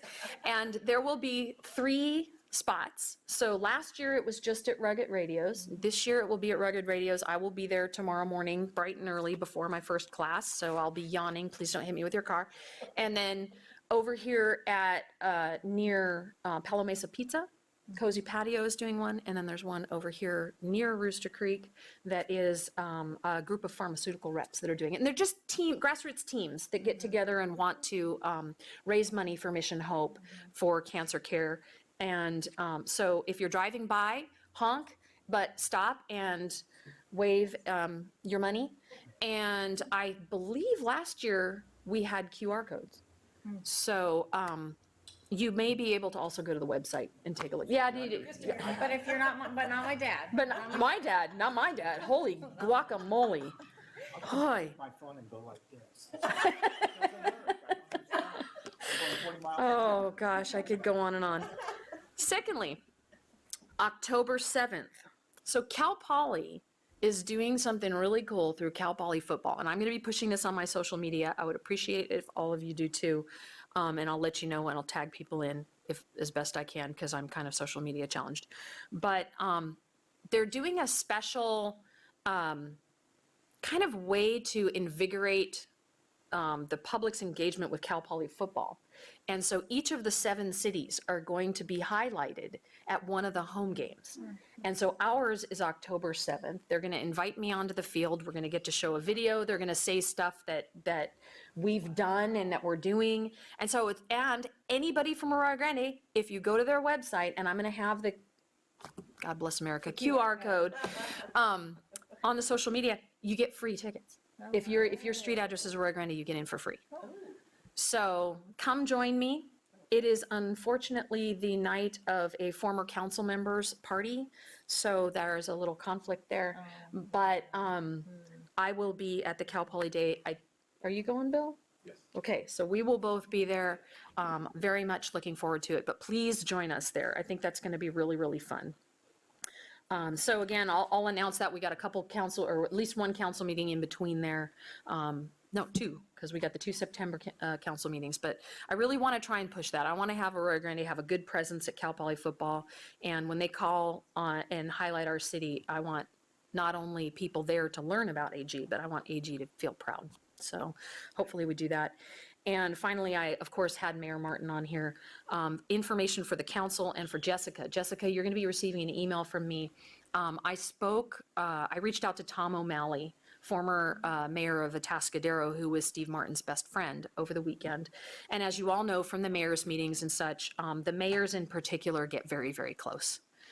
We are from all political persuasions, the entire gamut of the political spectrum. But there is something special about sitting with other mayors and all the pressures that we all feel and all the uniqueness that comes to the position. And when I found out that Mayor Martin had passed, I was so shocked. And for former Mayor O'Malley, I'm sure you all saw the letter in the Tribune. He sat with that letter in his possession for quite some time. And I was very concerned about him and wrote and reached out to him personally and just said, okay, Steve's gone. How are you? And he's handling the public part of any future planning that's going to be going on. And one of the things he said is there's going to be something that is North County specific, but the mayors are going to be invited. And they're basically asking, I certainly would have done it anyway, to do a resolution for the family, for Mayor Martin's service. And we're going to have all 6 other cities present those to the family at that event. It should be at the end of September, simultaneously, so they don't have to go to a bunch of city council meetings. Nobody wants to do that. But so I will be presenting that, and I'll interface with you, Jessica, on that. They're also collecting money for the family to be able to do a service for themselves, not a public service, for themselves. And I can tell you that my mother passed away in 2003, and that made me a matriarch. And I had, at 36 years old, no idea how to run a funeral. I had no idea how to handle any of that.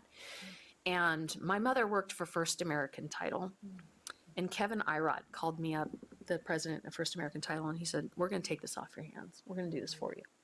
And I can't even, 20 years later, it brings me to tears that people stepped forward and said, we got this. And so when Tom O'Malley said, will you make a donation? I said, absolutely. And so I will send you all the information to make a donation to just so that the family can enjoy. That is not a public thing. That is just to relieve stress on the family. And I can tell you from experience, it doesn't matter if it's $5, it will make a difference. So I will get you all that information.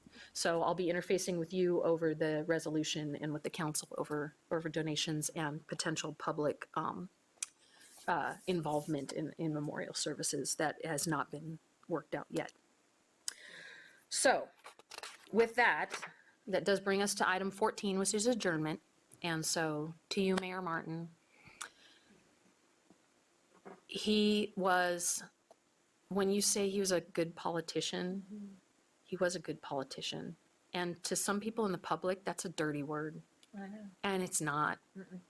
He had friends in all pieces of the public world, all political persuasions, treated everyone with respect. I try so hard to do that. It is so much harder than it looks.